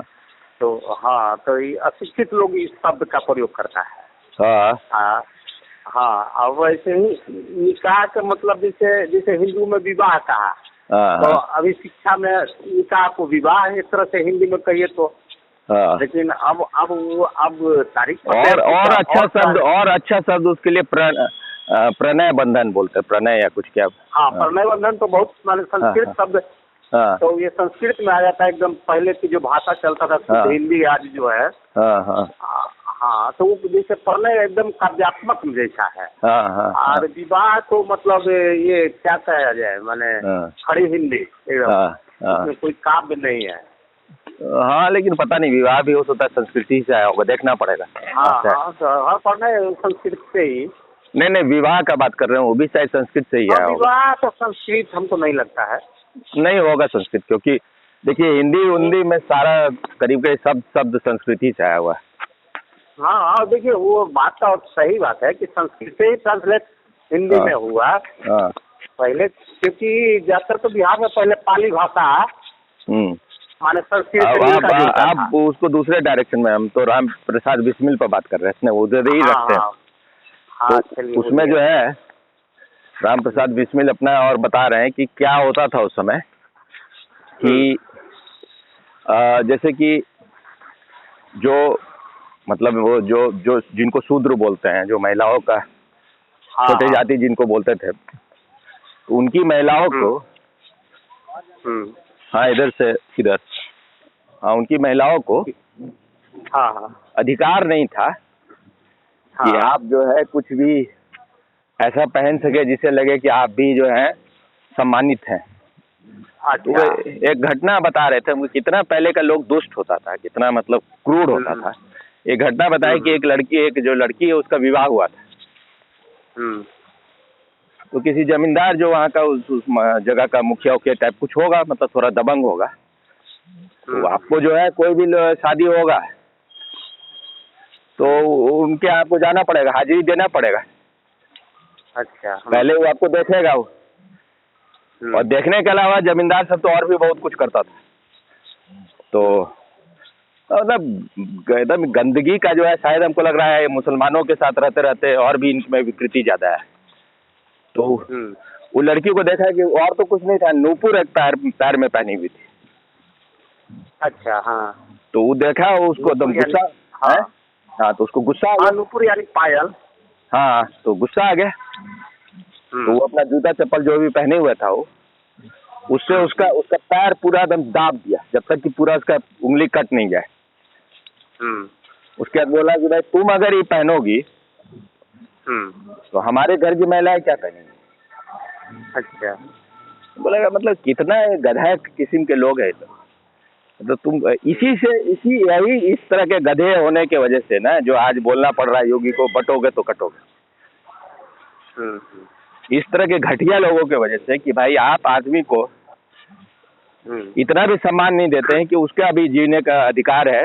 वो कौन है, हो तो तुम भाई, तुम बताने वाले हो क्या पहनेगी नहीं पहनेगी। अब ये सब कोई ब्राह्मण थोड़े है, कोई ब्रह्म को जानने वाला ब्राह्मण तो है नहीं। सब साला भैंस है, बामन है।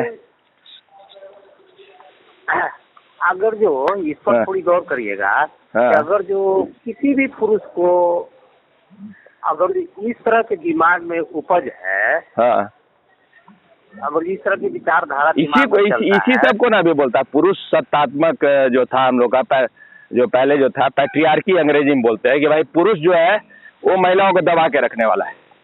बिल्कुल बिल्कुल। और इसी के वजह से ये सब वोकिज्म और लिबरलिज्म और कम्युनिज्म सब सफल होता है। भाई तुम महिलाओं को कोई अधिकार ही नहीं दिए थे। माने यही कहा जा सकता है कि अभी माने मेरे पास वैसा कोई शब्द कहने के लिए नहीं, लेकिन संवेदनहीनता, जो संवेदना माने है ही संवेदन शून्यता। हाँ, तो इतना हिंसा है कि अपनी जीवन तक को माने ये लग रहा है कि सब ठीक है, और अपने जीवन के अनुसार दूसरे का जीवन माने। अरे हम तो देखते हैं कि हम जो बिल्ली पाले हुए थे ना, तो जाड़ा वाला में कभी खाना देते थे बिल्ली को, तो एकदम सामने आ गया, एकदम मान लीजिए कि खाना के लिए दौड़ता है, एकदम पट से कूदता है वहाँ पर। तो कभी कभी हुआ कि ऐसा कि उसका, मेरा जो जूता पहने हो उससे उसका पैर दब गया। हमको इतना खराब लगता था उसके बाद कि आप जो इसको अंग्रेजी में शब्द है उसके लिए इम्पैथी, मतलब आपको उसका पीड़ा जो है लगता है, महसूस होने लगा कि भाई उसको कैसा लग रहा हो। भाई आपका कोई पैर दबा देगा तो आपको कैसा लगेगा। तो और थोड़ा जैसे मान लीजिए कि पैर दबा तो वो भी करता है, थोड़ा पेन में कराहता समझ में आ जाता है ना। तो अब आपको लगता है कि अंदर से माफी मांगे इससे, भाई कोई जानबूझ के तो हम किए नहीं थे। तो कोई आदमी को जिसको जरा भी उसके भीतर का हृदय अगर जिंदा है, ये सब काम कर ही नहीं सकता। एक मिनट।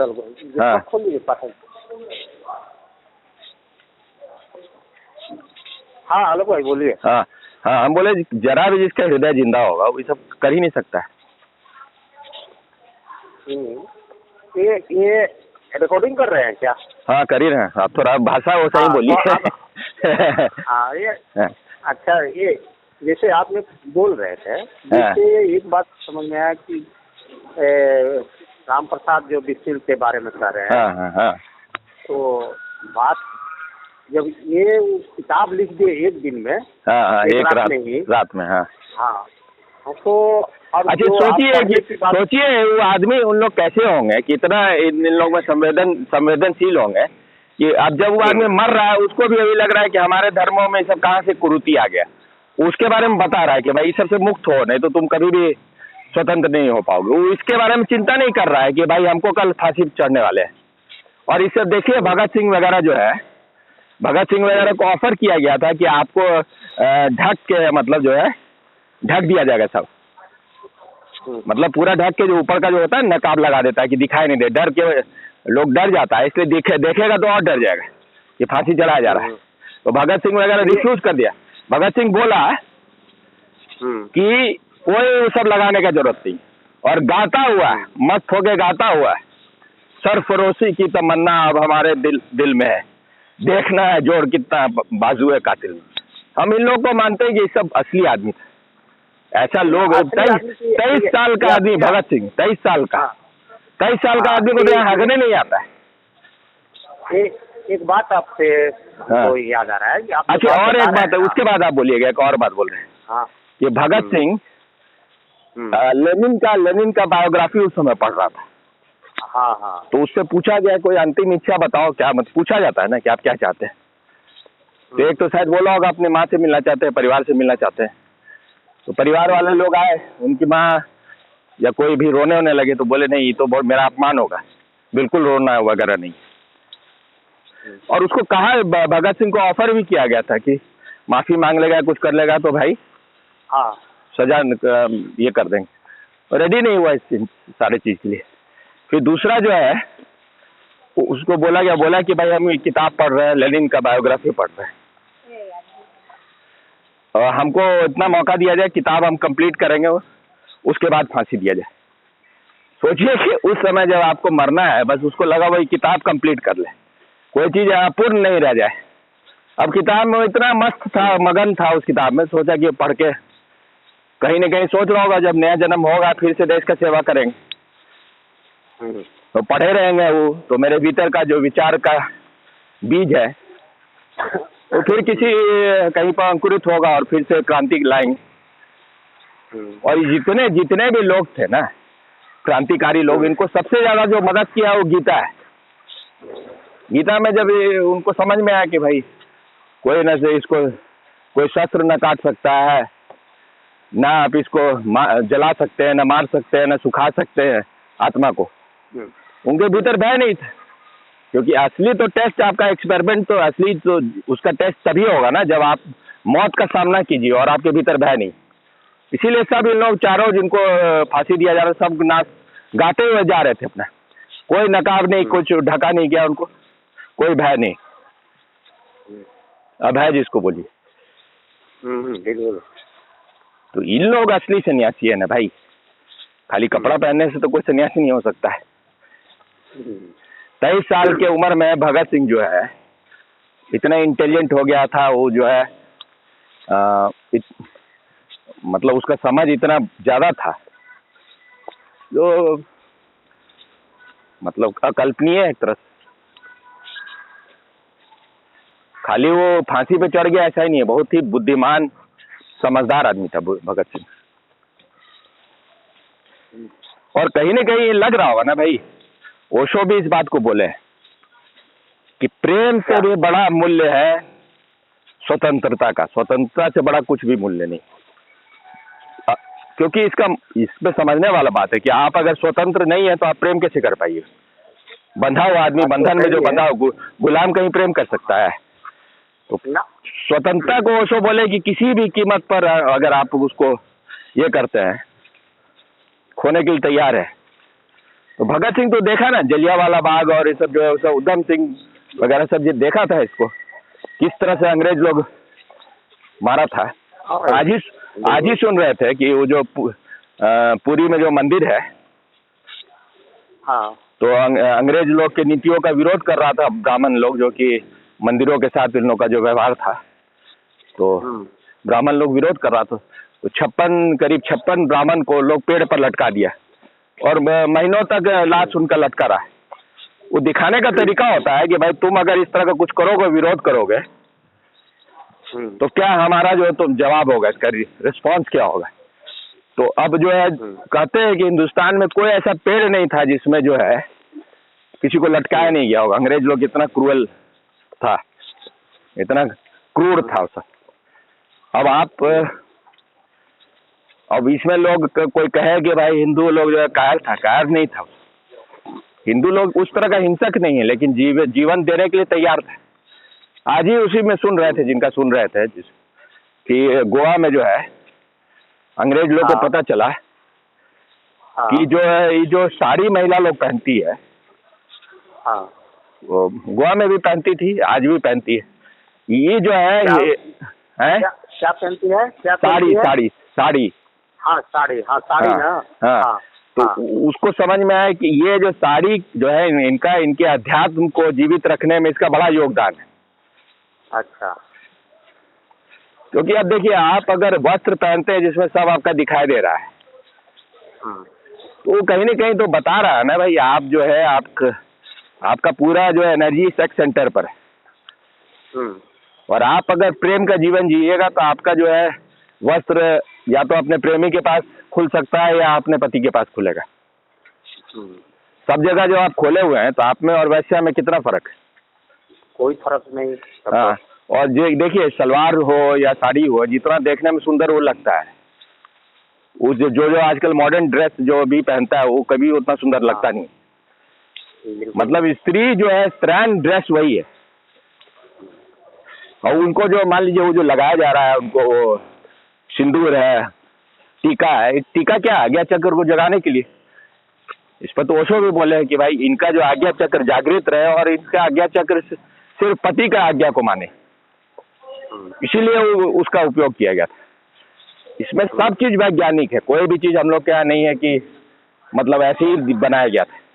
उस साड़ी जो उनको अंग्रेज लोग इतना अत्याचार किया, बोला कि साड़ी इसका अगर हम लोग छोड़वा देंगे ना, तो इनका आध्यात्मिक कनेक्शन खत्म हो जाएगा।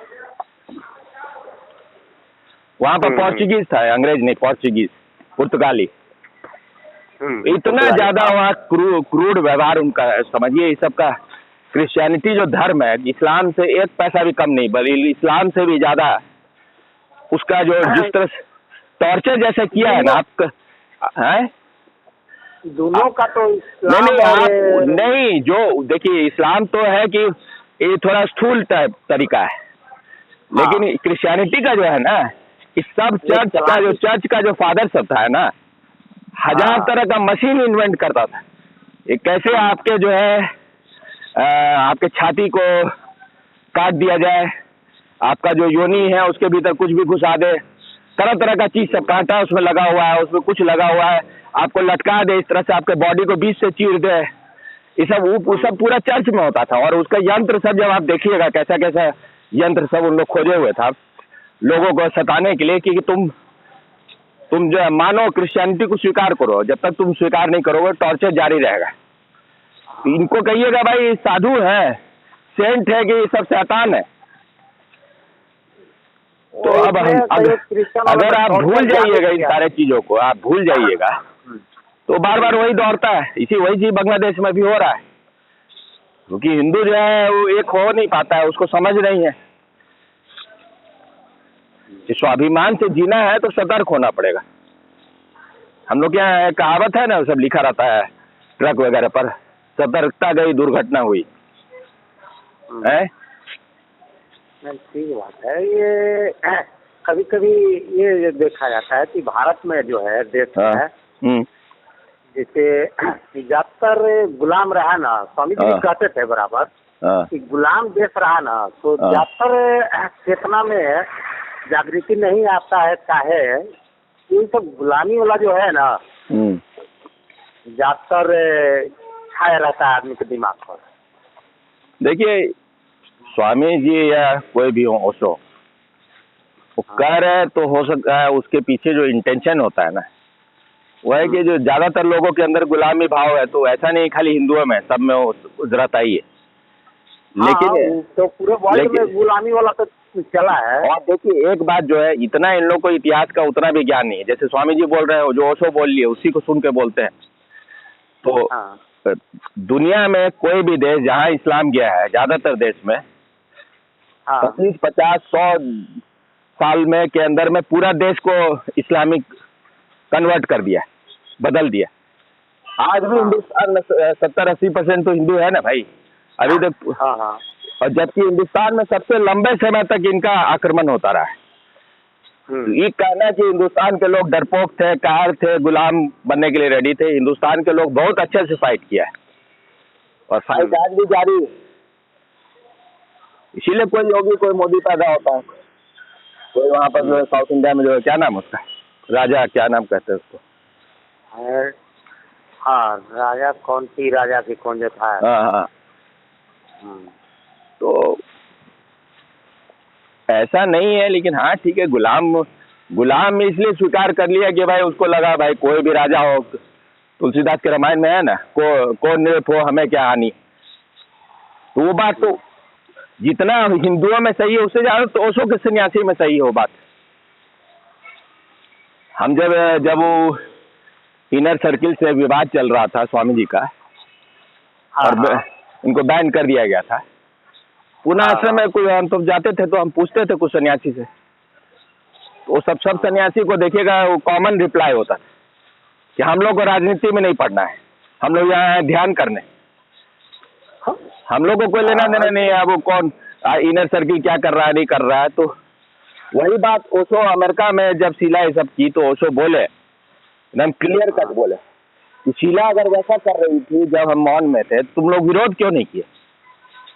हमको लग रहा है कि ओशो वैसा सिचुएशन खुद क्रिएट किए कि देखने के लिए कि इनके सन्यासियों में कितना मैच्योरिटी हुआ है, कितना परिपक्व हुआ है, कि कोई अगर ऐसा कर रहा है कि भाई तुम जो है जो हम बोल रहे हो मानते चलो, उसका विरोध करता है कि नहीं, कितना % सन्यासी जो है उसमें हिम्मत आया है कि भाई हम नहीं मानेंगे इस चीज को।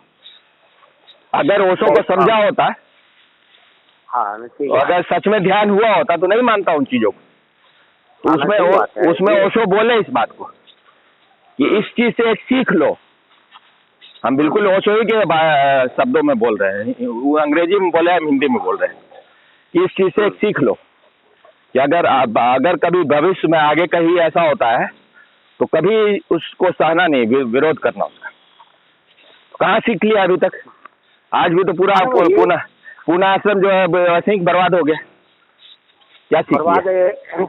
ये जब आप चर्चा किए तो थोड़ी याद करिए कि जो ओशो के इतना करीब रहने वाले जैसे चेतन कीर्ति हुए, मां नीलम, ये लोग भी स्वामी जी के कितना विरोध करने लगे। माने हम लोग खाली माने ध्यान करने ही के लिए जन्मे है, और ध्यान मतलब सिर्फ आंख बंद कर लेना सुनना यही ध्यान हो गया।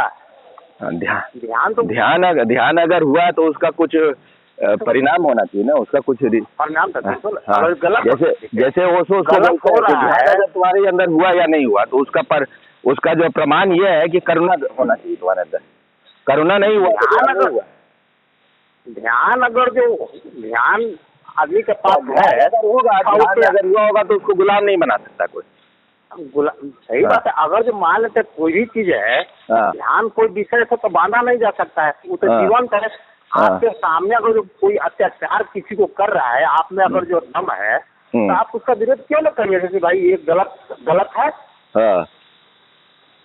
तो ध्यान का मतलब ये जीवन से रिलेटेड चीज है ना, कोई ये तो डेथ वाली बात है कि साला मरे हुए आदमी को तो भाई कुछ भी कहो, कुछ नहीं करेगा। ओशो के सन्यासी जो है सब कायर है, ऐसा नहीं है। ओशो के सन्यासी में बहुत खिले लोग हैं। हाँ, तो ये नहीं कह रहे कि सब वैसे ही। तो जैसे जैसे मान लीजिए हिंदू में भी सब वैसे नहीं है, हिंदू में भी लोग हैं जो हिम्मतवर थे। ऐसा थोड़े कि सब मान ले, लेकिन परसेंटेज कम रहता है। नहीं, परसेंटेज देखिए, जहाँ तक साहस और वीरता और बहादुरी का सवाल है, कोई तुलना नहीं है राणा प्रताप, राणा सांगा, शिवाजी और ये सारे मुसलमान राजाओं में। सब कायर था, उसका सेना 10 गुना ज्यादा बड़ा होता था, और वो सब जो है उन लोग बिल्कुल कौरव के भाई भतीजा था, उसी ढंग से लड़ता था। सब नियम तोड़ के। हिंदुओं का जो आदत है कि भाई रात में नहीं लड़ेगा, सोए पर नहीं आक्रमण करेगा, उन लोग कोई नियम मानता नहीं था। और इन लोग जो है बिल्कुल क्षत्रिय कहते हैं ना भाई इनके बारे में, और जो क्या नाम था उनका, पृथ्वीराज चौहान। हाँ, 16 बार 17 बार उसको माफ कर दिए, मोहम्मद गौरी को। हाँ, मोहम्मद गौरी को। तो वो जो है वो भागा हुआ था। जब एक बार भाग रहा था तो एक गुफा में छुपा हुआ था, तो देखा कि भाई 17 बार जो है वो मकड़ा जो है चढ़ने का कोशिश किया दीवार में, और बार बार गिर जा रहा था। 18वें बार सफल हो गया, चढ़ गया। तो उसको लगा भाई जब ये मकड़ा हार नहीं मान रहा है तो हम क्यों हार मान लें। फिर आक्रमण किया, और उसके जो जयचंद या क्या नाम था उसके, जो शायद उनके समधी थे वो, तो शायद समधी थे वो, तो उनको मतलब पृथ्वीराज से कुछ अंदर से था खुन्नस, तो इसके साथ मिल गए।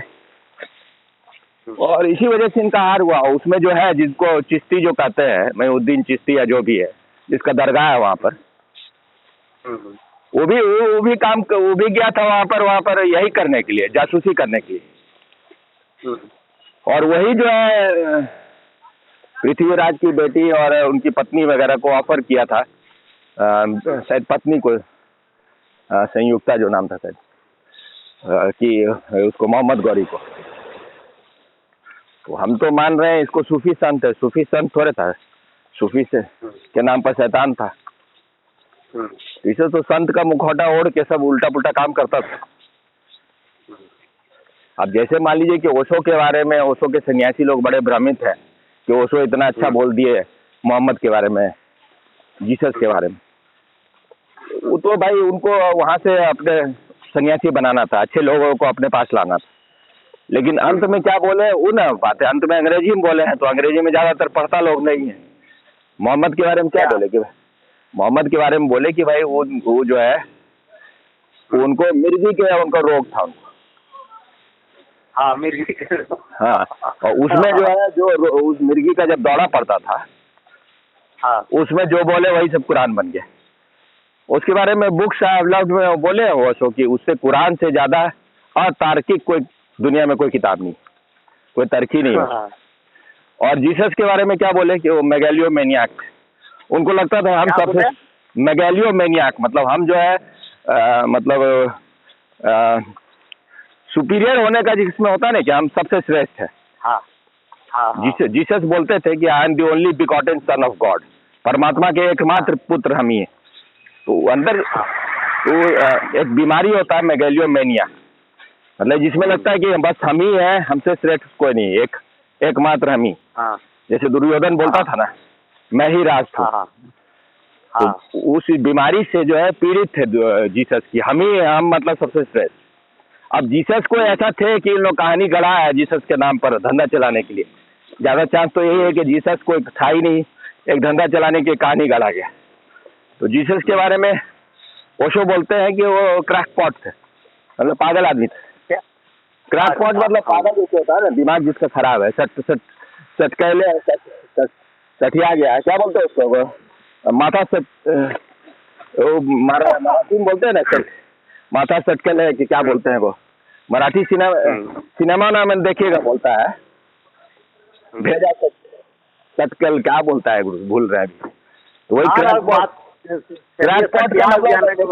क्रैकपॉट का मतलब होता है, जैसे उसका असली में अगर शाब्दिक अर्थ कीजिएगा तो घड़ा जो है, पॉट मतलब घड़ा में यहाँ पर दरार पड़ गया या टूट गया घड़ा, तो उसका मतलब होता है वही पागल। तो दोनों के बारे में बोले कि दोनों में से कोई इनलाइटेड नहीं थे। इसलिए ना मोहम्मद न जीसस, उनको तो ये भी नहीं बोल रहे कि नॉर्मल आदमी, उनको बोल रहे हैं कि ये सब जो है मतलब विक्षिप्त किस्म के लोग हैं, सामान्य आदमी भी नहीं है। तो इसलिए जो है अब जैसे मुनव्वर वगैरह जो है ओशो के मतलब पहले तो खूब पढ़ा, मेरे साथ खूब ध्यान भी किया, लेकिन ये सब चीज़ हम सुनाए होंगे, खुद भी अपना थोड़ा बहुत पढ़ा होगा, तो उसको लग गया कि भाई ओशो तो भाई एकदम कट्टर आदमी है। लेकिन कहीं कहीं तो बहुत पॉजिटिव बात की है ओशो जीसस के बारे में। अरे भाई पॉजिटिव बात सुनिए ना एक मिनट, क्या मेरे राज्य में वही प्रवेश कर सकता है कि जो बच्चा की तरह माने। अरे भाई पॉजिटिव वो सब जो जीसस बोल रहे हैं ना, उस सारा चीज वो सब जो है जो उनका यहूदी धर्म जो है वहां से नहीं आया। वो जीसस क्योंकि आए बौद्धों से उनका सत्संग हुआ, ईसेनीज एक मिस्टिकल ये है, उससे सत्संग हुआ, हिंदुओं के से मिले, तो वहां से वो सब लेके आए हो।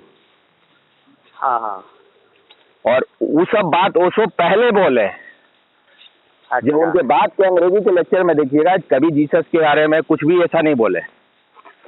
अच्छा, जीसस हो मोहम्मद हो, उन लोगों को कोई नहीं दिया। अपने अंतिम किताब में मोहम्मद के बारे में पूरा बोले है कि भाई ये जो है कोई इतना ज्यादा सेक्सुअली परवर्टेड आदमी,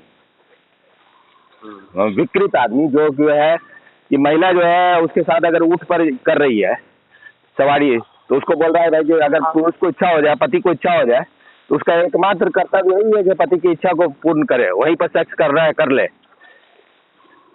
और जबकि ओशो बहुत कम बोले, जबकि जब हम इसे पढ़े, जब हम पढ़े ओशो का ऐसा बात या सुने तो हमको लगता है ओशो कहानी गढ़ रहे। जब लेकिन अब जब हम पूरा इनके हदीसों में क्या लिखा हुआ है, इनके कुरान में क्या लिखा हुआ है, जब वो सब पढ़े तो हमको लगा भाई तो ओशो तो कुछ बोले ही नहीं है। जो असलियत है वो तो इससे 1000 गुना ज्यादा बड़ा है। वो तो अलाउ कर रहा है कि आप माँ के साथ भी संभोग कर सकते हैं, बस रेशम का आपको डोरा बांध लेना है। अब जो 6 साल के बच्चे, कितना 9 साल वाले बच्ची से ना 6 साल के बच्ची में से इनका शादी हुआ, 9 साल में ठोकना शुरू कर दिया। हाँ बताइए।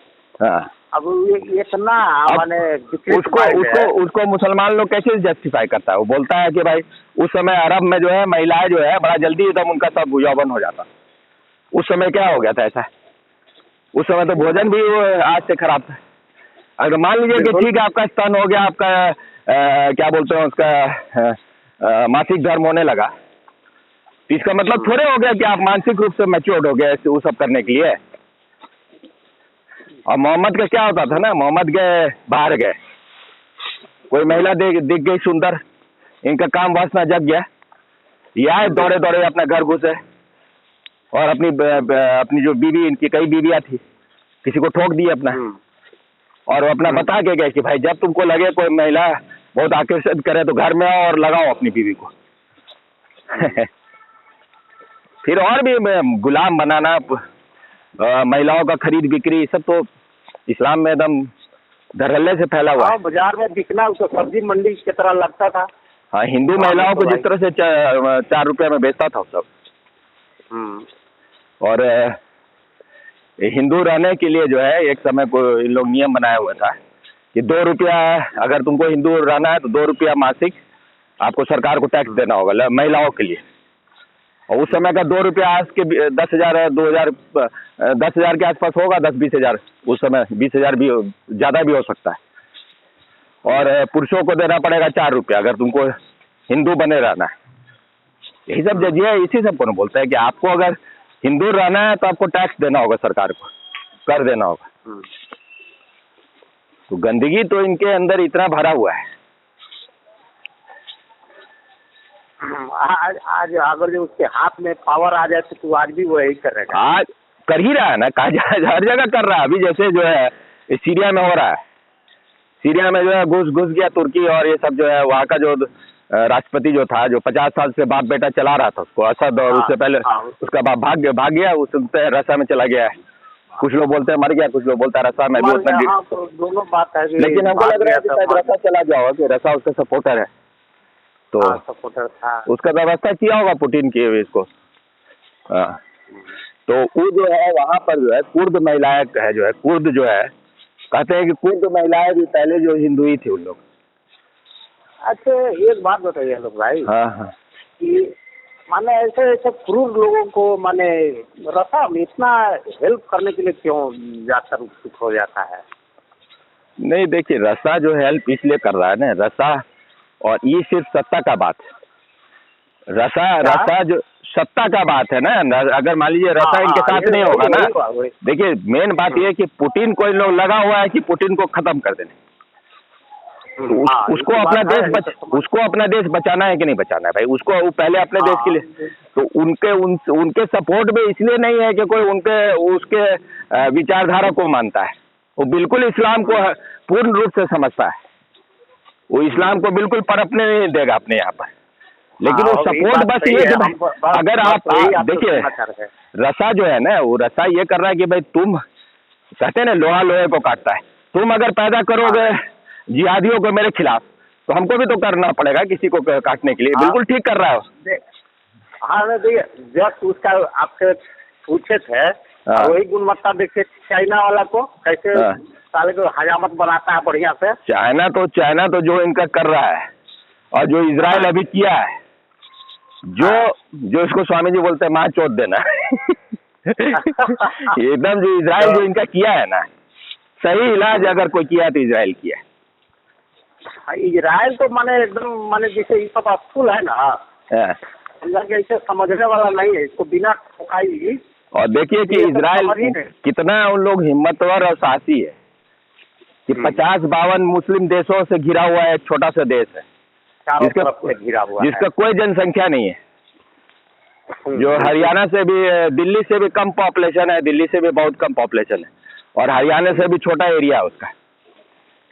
और वो जो है इन लोगों को बाप बाप कराए हुए, हगाए मुटाए हुए। बिल्कुल, अगर पूरे वर्ष में अगर जो कहा जाए ना, तो लोहा मानने लायक वही है इजराइल। हाँ, उसका मेन है कि देखिए जिनका जीवन हमेशा खतरे में होता है, और ज्यू जो यहूदी लोग हैं वो लोग बुद्धिमान होता है। और अगर इन देखिए दुनिया में सिर्फ 2 ही धर्म है असली में, और सब तो उसी का शाखा है, एक हिंदू धर्म है, एक यहूदी धर्म है। तो हिंदू धर्म से, हिंदुस्तान में जितना धर्म है हिंदू धर्म से निकला है, चाहे बौद्ध हो, चाहे जैन हो, चाहे सिख हो। और दूसरा जो है यहूदी धर्म, यहूदी से इस्लाम निकला, क्रिश्चियनिटी निकला। पहले क्रिश्चियनिटी आया, फिर इस्लाम आया। यहूदी है बाप या माँ, जो भी बोलना है। वैसे हिंदू को बोलिए हिंदू है माँ या बाप, जो भी बोलना है, असली वो। अब जैसे बुद्ध बात करते हैं निर्वाण का, तो हम लोग यहाँ तो निर्वाण उपनिषद ही है जिस पर ओशो भी कमेंट्री किए हुए हैं। अब वो जो है बुद्ध शून्यता का बात करते हैं, हिंदू जो है शून्यता का भी बात की और पूर्णता का भी बात की। इसलिए दुनिया में एकमात्र कंप्लीट रिलीजन अगर कोई है तो हिंदू धर्म। जीवन के सारे पक्षों को, जिसका बात ओशो बोलते हैं जोरवादी बुद्धा, ये सब क्या है? जोरवादी बुद्धा ही थे ना भाई। कोई जनक हो, कोई कृष्ण हो। कृष्ण से बड़ा कौन जोरवादी बुद्धा होगा? जनक से बड़ा जोरवादी बुद्धा कौन है? अब देखिए ये जो चीज है ना, इसको लग रहा है कि भाई जब बड़ा बड़ा शब्द आप बोलिएगा तो समझ में नहीं आता है। लेकिन भाई जीवन तो दोनों चीज से बना है, शरीर भी है, आत्मा भी है। सिर्फ आत्मा से भी आप नहीं जी सकते, सिर्फ शरीर से भी नहीं जी सकते हैं। किसी भी चीज को आप उपेक्षा कीजिएगा तो आपका जीवन अपूर्ण होगा। इसलिए दोनों तरह से समृद्ध होने का जरूरत है, तब असली समाधि घटेगा। किसी एक पक्ष को आदमी पकड़ लिया तो एक पंख से कोई उड़ नहीं सकता है ना। तो लेकिन अब हम लोग का ऐसा देश को बना दिया गया कि भाई कोई अगर संत है, वो अगर समृद्धि चाहता है, उसको धन भी चाहता है, तो उसको बोलेगा ये तो संत ही नहीं। अभी गधों का बात है भाई। आपके पास शरीर भी है, शरीर को सब तरह का सुख सुविधा चाहिए, नहीं तो शरीर स्वस्थ नहीं रहेगा। शरीर में का सब संवेदनशीलता मर जाएगा, आप बिल्कुल विकसित पागल जैसा हो जाएगा। इसी को विवेकानंद बोलते थे कि ज्यादातर लोग जो धार्मिक लोग जो है, असल में उनका मेंटल इलाज होना चाहिए। वो सब तरह के रुग्ण बीमार लोग धर्म में की तरफ आकर्षित होते हैं। ज्यादातर तो बात सही है कि अब मान लीजिए कि अगर मान लीजिए हम लोग गोष्ठों से नहीं जुड़े होते, हम लोग के भीतर भी यही लगता है भाई अध्यात्म का अंदर मतलब होता है सिर्फ गरीबी, बाहर से एकदम गरीब रहो और सिर्फ ध्यान करते रहो आंख बंद करके। तो हम लोग क्या तो कहा ही गया है। अरे हम लोग क्या जो कहा गया है, भूखे भजन ना होए गोपाल, इसकी क्या मतलब है? पेट भरा नहीं रहेगा जब तक तुमको भोजन का चिंता है, जब तक छप्पड़ का चिंता है, सामान्य जो जरूरत है उसका चिंता है, तो आंख बंद करके सिर्फ उसी का याद आएगा है। ओशो को नहीं, हम लोग को प्रधानता देते रहते। हाँ, लेकिन असली बात है कि हम लोग के कोई उपनिषद के कोई ऋषि लोग गरीब नहीं थे, वो सब संपन्न जीवन था उनका। ये तो गरीबी वाला बात आया बुद्ध और महावीर और शंकराचार्य से, जो सन्यासी हो गए सब छोड़ के, संसार छोड़ के, जो शंकराचार्य बोलते हैं ब्रह्म सत्य जगत मिथ्या। वो बात अपने में सही है, वो एक विधि है, लेकिन सबके समझ में तो आएगा नहीं। सबको लगता है भाई हम सब छोड़ लेंगे, लंगोटी पहन लेंगे तो एकदम हम बुद्ध पुरुष हो जाएंगे। लंगोटी पहनने से कोई बुद्ध पुरुष हो जाए, या बिना कपड़ा के रहने से तो सब सारा जानवर बुद्ध हो जाए, है कि नहीं?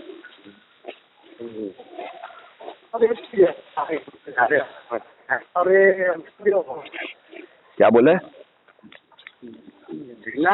बिना नारी के, बिना खिलावट भी, बिना नारी के माने बिना ज्यादा दूरी पर रहने से पुरुष में उतना खिलावट भी नहीं हो सकता है। हाँ, ना नारी का खिलावट हो सकता है बिना पुरुष के, क्योंकि अपोजिट जो होता है ना अट्रैक्ट करता है, एक दूसरे के पूरक है वो। जैसे मान लीजिए कि आपको बिजली पैदा करने के लिए धन और जो पॉजिटिव और नेगेटिव दोनों चाहिए ना, पॉजिटिव पोल और नेगेटिव पोल, नहीं तो बिजली पैदा ही नहीं होगा। सिर्फ ठंडा तार से तो कुछ होगा नहीं, और सिर्फ गर्म तार से भी कुछ नहीं होगा, दोनों का मिलन होना चाहिए ना, तब तो बिजली पैदा होता है। हाँ, ये भी बात है। हम समझने के जीवन में समझ प्रगाढ़ता बिना लॉजिक के बिना वो संभव ही नहीं है। हाँ, क्योंकि तो फिर काली जीवन से उसकी प्रगाढ़ता तो हो नहीं सकता है।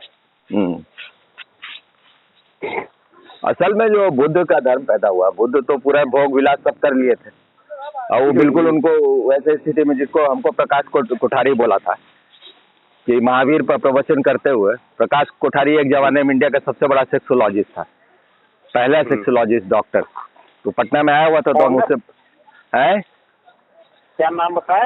प्रकाश कोठारी। उस जमाने में वही एक था सेक्सोलॉजिस्ट जो लोगों को आपके काम से संबंधित, सेक्स से रिलेटेड जो भी प्रॉब्लम होता है उसके बारे में मैगजीन वगैरह में गाइड करता था। तो वो आया हुआ था पटना में नृत्य कला मंदिर में। तो हमसे जो है, हम उससे पूछना चाहते थे, हमको लगा भाई कि इसको इतना ज्ञान है इस विषय का, तो जरूर ओशो के बारे में कुछ इसको पता होगा। तो हम उससे पूछे, प्रश्न पूछे, तो वो बार बार बोलता था ओशो ने कहा है। तब तक किसी और का प्रश्न आ जाता था, फिर रुक जाता था। और वो तरीका था उसका, एक अच्छे वक्ता का तरीका होता है कि लोगों का पहले ध्यान अपने तरफ आकर्षित करे, इसलिए बार बार बोल रहा है ओशो ने कहा है, तब तक दूसरे प्रश्न का जवाब, जब तक सब सतर्क नहीं हो जाएगा, सुनने के लिए रेडी नहीं हो जाएगा, तब तक वो बोलेगा नहीं। तो बोले कि ओशो ने फिर कहा, ओशो ने कहा है महावीर वाणी में, संभोग में जाना नहीं, आदत लग जाता है, और जाना तो इतना चले जाना कि एकदम उल्टी जैसा स्थिति हो जाए कि उससे भागने का मन करे। हम एकदम ओशो के शब्दों को कोट नहीं कर रहे हैं, अब इतना साल हो गया, हम भी शायद पढ़े नहीं थे, उसी से सुने इस बात को, या कभी सुने होंगे, याद नहीं था। तो अब बुद्ध का वैसा स्थिति हो गया था, उल्टी होने वाला स्थिति हो गया, इतना भोग विलास में डूब चुके थे कि उनको, जब वो एक दिन देखे इतना भोग विलास में, एकदम जीवन में उनके पिता उनको बस डुबाए जा रहे थे कि किसी तरह सन्यासी नहीं हो, तो जब वो एक दिन रात में जो है पूरा मदिरा और भोग विलास करके महिलाओं से घिरे हुए चारों ओर, नींद टूटा उनका, तो देखे किसी को कोई बेताब ले रही है, कोई पाद रही होगी, कोई मतलब सबका मेकअप उकअप हट गया, तो कोई भूत जैसी लग रही है, कुछ चुड़ैल जैसी लग रही है, और जो है किसी का लाड टपक रहा है, तो बड़ा उनको लगा कि भाई कि किस दिशा में हम अपना जीवन बर्बाद कर रहे हैं, क्या हम कर रहे हैं, पूरा मेरा जीवन जो है सत्यानाश हो रहा है। क्योंकि बुद्ध बिल्कुल ही एकदम एक फ्रेश थे, वो कोई अनुभव, जैसे मान लीजिए आपको बचपन से अनुभव होते जा रहा है, आप रोज लाश देख रहे हैं, आप रोज बूढ़ा देखते हैं, रोज आप बीमार आदमी देखते हैं, तो आपका संवेदनशीलता जो है संवेदन शून्यता में बदल जाता है, कुछ वो सब छूता नहीं है। रोज आपके सामने मर्डर होगा तो वो भी नहीं छुएगा, रोज आपके सामने रेप होगा तो वो भी आपके लिए कॉमन हो जाएगा।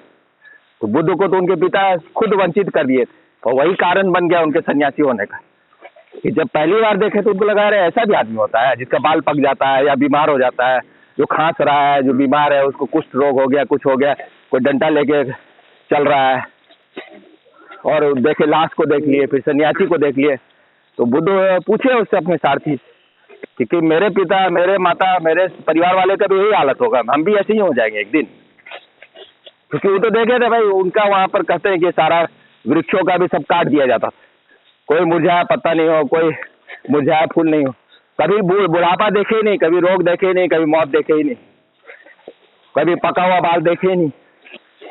तब जो पहली बार देखे इन सारे चीजों को, उनको लगा जीवन का तो असली हकीकत ही है, यहाँ तो सब क्षण भंगुर, कुछ भी टिकता ही नहीं है। जैसे कि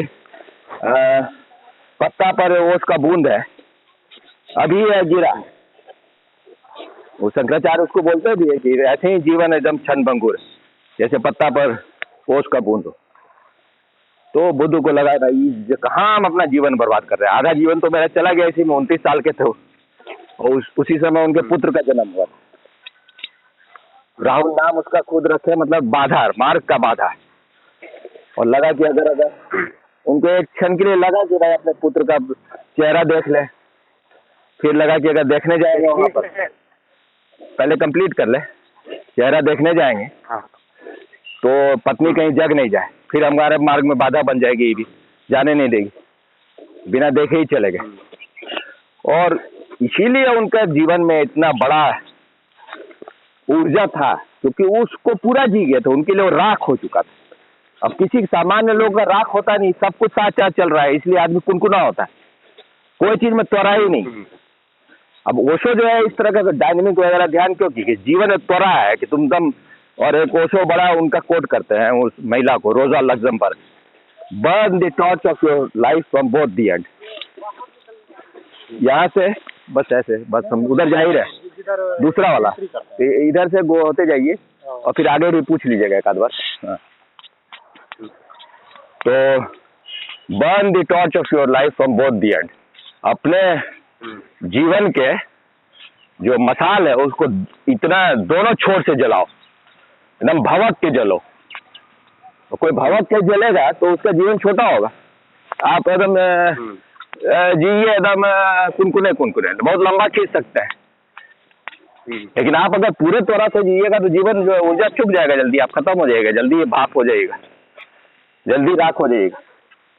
लेकिन जीवन तो वैसे ही होगा ना, आप पूरा जी रहे हैं कि आप आधा अधूरा जी रहे हैं, आप पूरा एकदम जो इस क्षण को पूरा जी रहे हैं कि नहीं जी रहे। तो बुद्ध जो है उन सारा चीज उनका खत्म हो चुका था, वो सब राजपाट देख लिए, अपने पिता क्या राज कर रहे हैं और क्या उनका राज है और क्या सुख सुविधा है, सारा जो वैभव है वो देख लिया, उनको सबसे बोर हो गए, जिसको कहते हैं बोर होना। अब इसमें कुछ रखा नहीं है, इसको अंग्रेजी में जो कहते हैं एंड ऑफ द रोड, अभी जो है सड़क का अंत आ गया, अब वहां पर उनके लिए कुछ नहीं था, इसलिए ऊर्जा पूरा बचा हुआ था कि अब सब कुछ अब उस दिशा में लगाना है, स्वयं को जानने की। इसलिए इतना जोरदार बुद्धत्व उनका घटा है, इतना जिसका प्रभाव इतने पूरे संसार पर पड़ा है। इसलिए बुद्ध बोलते भी है कि जो समाधि हम पाए हैं वो बिल्कुल ही विरला है, धर्म मेघ समाधि उसका नाम दिए, जैसे मेघ बरस रहा हो चारों ओर से एकदम धर्म का। उसी वो जो स्वामी जी का जो गाना है, एक मिनट कंप्लीट कर दे फिर आप ही बोलिएगा। स्वामी जी का जो गाना है ना, क्या है, एक विश्व रहियो ना ओशो के वाले अलावा भी उसी टाइप का गाना है। युग युग की थी प्यास मनवा मेरे, आज हुई बरसात मनवा मेरे, है ना। वही बरसात का बात वही से ना है, धर्म में एक समाधि। अब आप बोलिए। हाँ, एक बात आप बोल रहे थे, हाँ, युग में तो घटनाएं अलग अलग होगा। हाँ, तो लगा कि बुद्ध वाली बात तो आपकी है, आपके पिताजी एक मिनट, बहुत आवाज जोर से हो रहा, थोड़ा सब तेज भी बोलिए, थोड़ा सॉन्ग भी, हम बाहर आ गए, गेट के बाहर आ गए। हाँ, अब तेज हुआ, आवाज तेज बोलिए। बुद्ध का अलग कहानी होगा, वो सिद्धार्थ बुद्ध का अलग कहानी हुआ, तो उसी पर हमको आलोक भाई बुद्ध का कहानी है कि आपके पिताजी बनाना चाह रहे हैं। आलोक बुद्ध है कि आलोक बुद्धू है तो बाद में पता चलेगा, अभी तो जीवन पूरा खत्म नहीं हुआ है। वो बनाना क्या है पिताजी? एक जो है वही बुद्ध बोलते हैं, पूर्ण उनका जो शिष्य था उसको बोले कि भाई पूर्ण कहाँ जाओगे, तो वो बोला कि भाई सूखा जाएंगे। उससे कई प्रश्न पूछे, पहले बुद्ध बोले कि भाई सूखा बिहार में जगह था, बोले कि भाई सूखा वहाँ के लोग बड़े खतरनाक है। कई प्रश्न पूछे तो तुमको गाली भी देंगे, मारेंगे भी, पीटेंगे, तो बोला ठीक है हम सब, कोई बात नहीं है। लास्ट में बुद्ध उससे पूछे, बोले कि भाई तुम जो है, हो सकता है तुमको मारे ही नहीं, मार भी डाल सकते हैं। तो पूर्ण बोला कि मार देंगे तब भी हम धन्यवाद देंगे कि उस जीवन से छुटकारा दिलवा दिए जिसमें कुछ भूल चूक हो सकता था। इसलिए भूल चूक तो कभी भी आदमी कर सकता है, इसलिए सावधान रहना हमेशा जरूरी है। सतर्कता गई दुर्घटना हुई, है कि नहीं। अब आप बोलिए। हाँ, तो वही कह रहे हैं कि हर बुद्ध की अपनी एक हाँ। अलग ही स्टोरी होगा। हाँ हाँ तो उसमें भी आपका भी एक सोच है कि आपके पिताजी राजा बनाना चाह रहे थे, आपके पिताजी बनाना चाह रहे थे, ये मेरे पिताजी तो पता नहीं बर्बाद करना चाह रहे थे, क्या चाह रहे थे उनको। हाँ कहानी तो बात भिन्नता रहेगा ही ना। हाँ हाँ तो जैसे बुद्ध की कहानी बन रहा वैसी आपकी भी कहानी बन रहा है हाँ कि भाई हाँ आप उनके आदेशानुसार तो आपने स्वीकार किए नहीं, जैसे हाँ, बुद्ध ने भी हाँ। नहीं स्वीकार किए, हाँ आप भी स्वीकार नहीं किए। तो ठीक ठीक है, यही बात है। हर का अपना अलग कहानी तो होना ही है जीवन का। हाँ। बुद्ध का जो सबसे बड़ा बात है ना कि बुद्ध जितने लोगों को जगाए उतना कोई और जगा नहीं पाया। तो उनके ही हाथों से होना चाहिए भाई। बुद्ध को अस्तित्व जो है वो गरिमा देने चाह रहा था कि भाई, लेकिन वो बुद्ध का मार्ग सबके लिए नहीं है। बुद्ध का मार्ग जो है बिल्कुल वैसे लोगों के लिए है जो बड़ा वैज्ञानिक चित्त का है और जिसमें प्रेम वगैरह का ज्यादा कोई ये नहीं है, जो बिल्कुल ध्यान में भीतर जाना चाहता है। अच्छा, फिर एक बात है, बुद्ध वैज्ञानिक आप जो कर रहे हैं, हम बोले कि जिस आदमी का बुद्धि में कोई इस तरह का अंधविश्वास वगैरह नहीं है, जो वैज्ञानिक चित्त का आदमी और वो बुद्धिवादी आदमी, इसलिए तो बुद्ध का धर्म कहते हैं ना। ओशो तो भी इस बात को बोला है कि भाई बुद्ध एक वैज्ञानिक धर्म दिए हैं और बुद्ध जितना आज का जो मनुष्य कॉन्टेम्पररी जो आदमी है उसको बुद्ध जितना छूते हैं, बुद्ध का धर्म भविष्य का धर्म है। क्योंकि आज समय बुद्धि का है, जो भी बुद्धि में जीने वाला लोग है उसको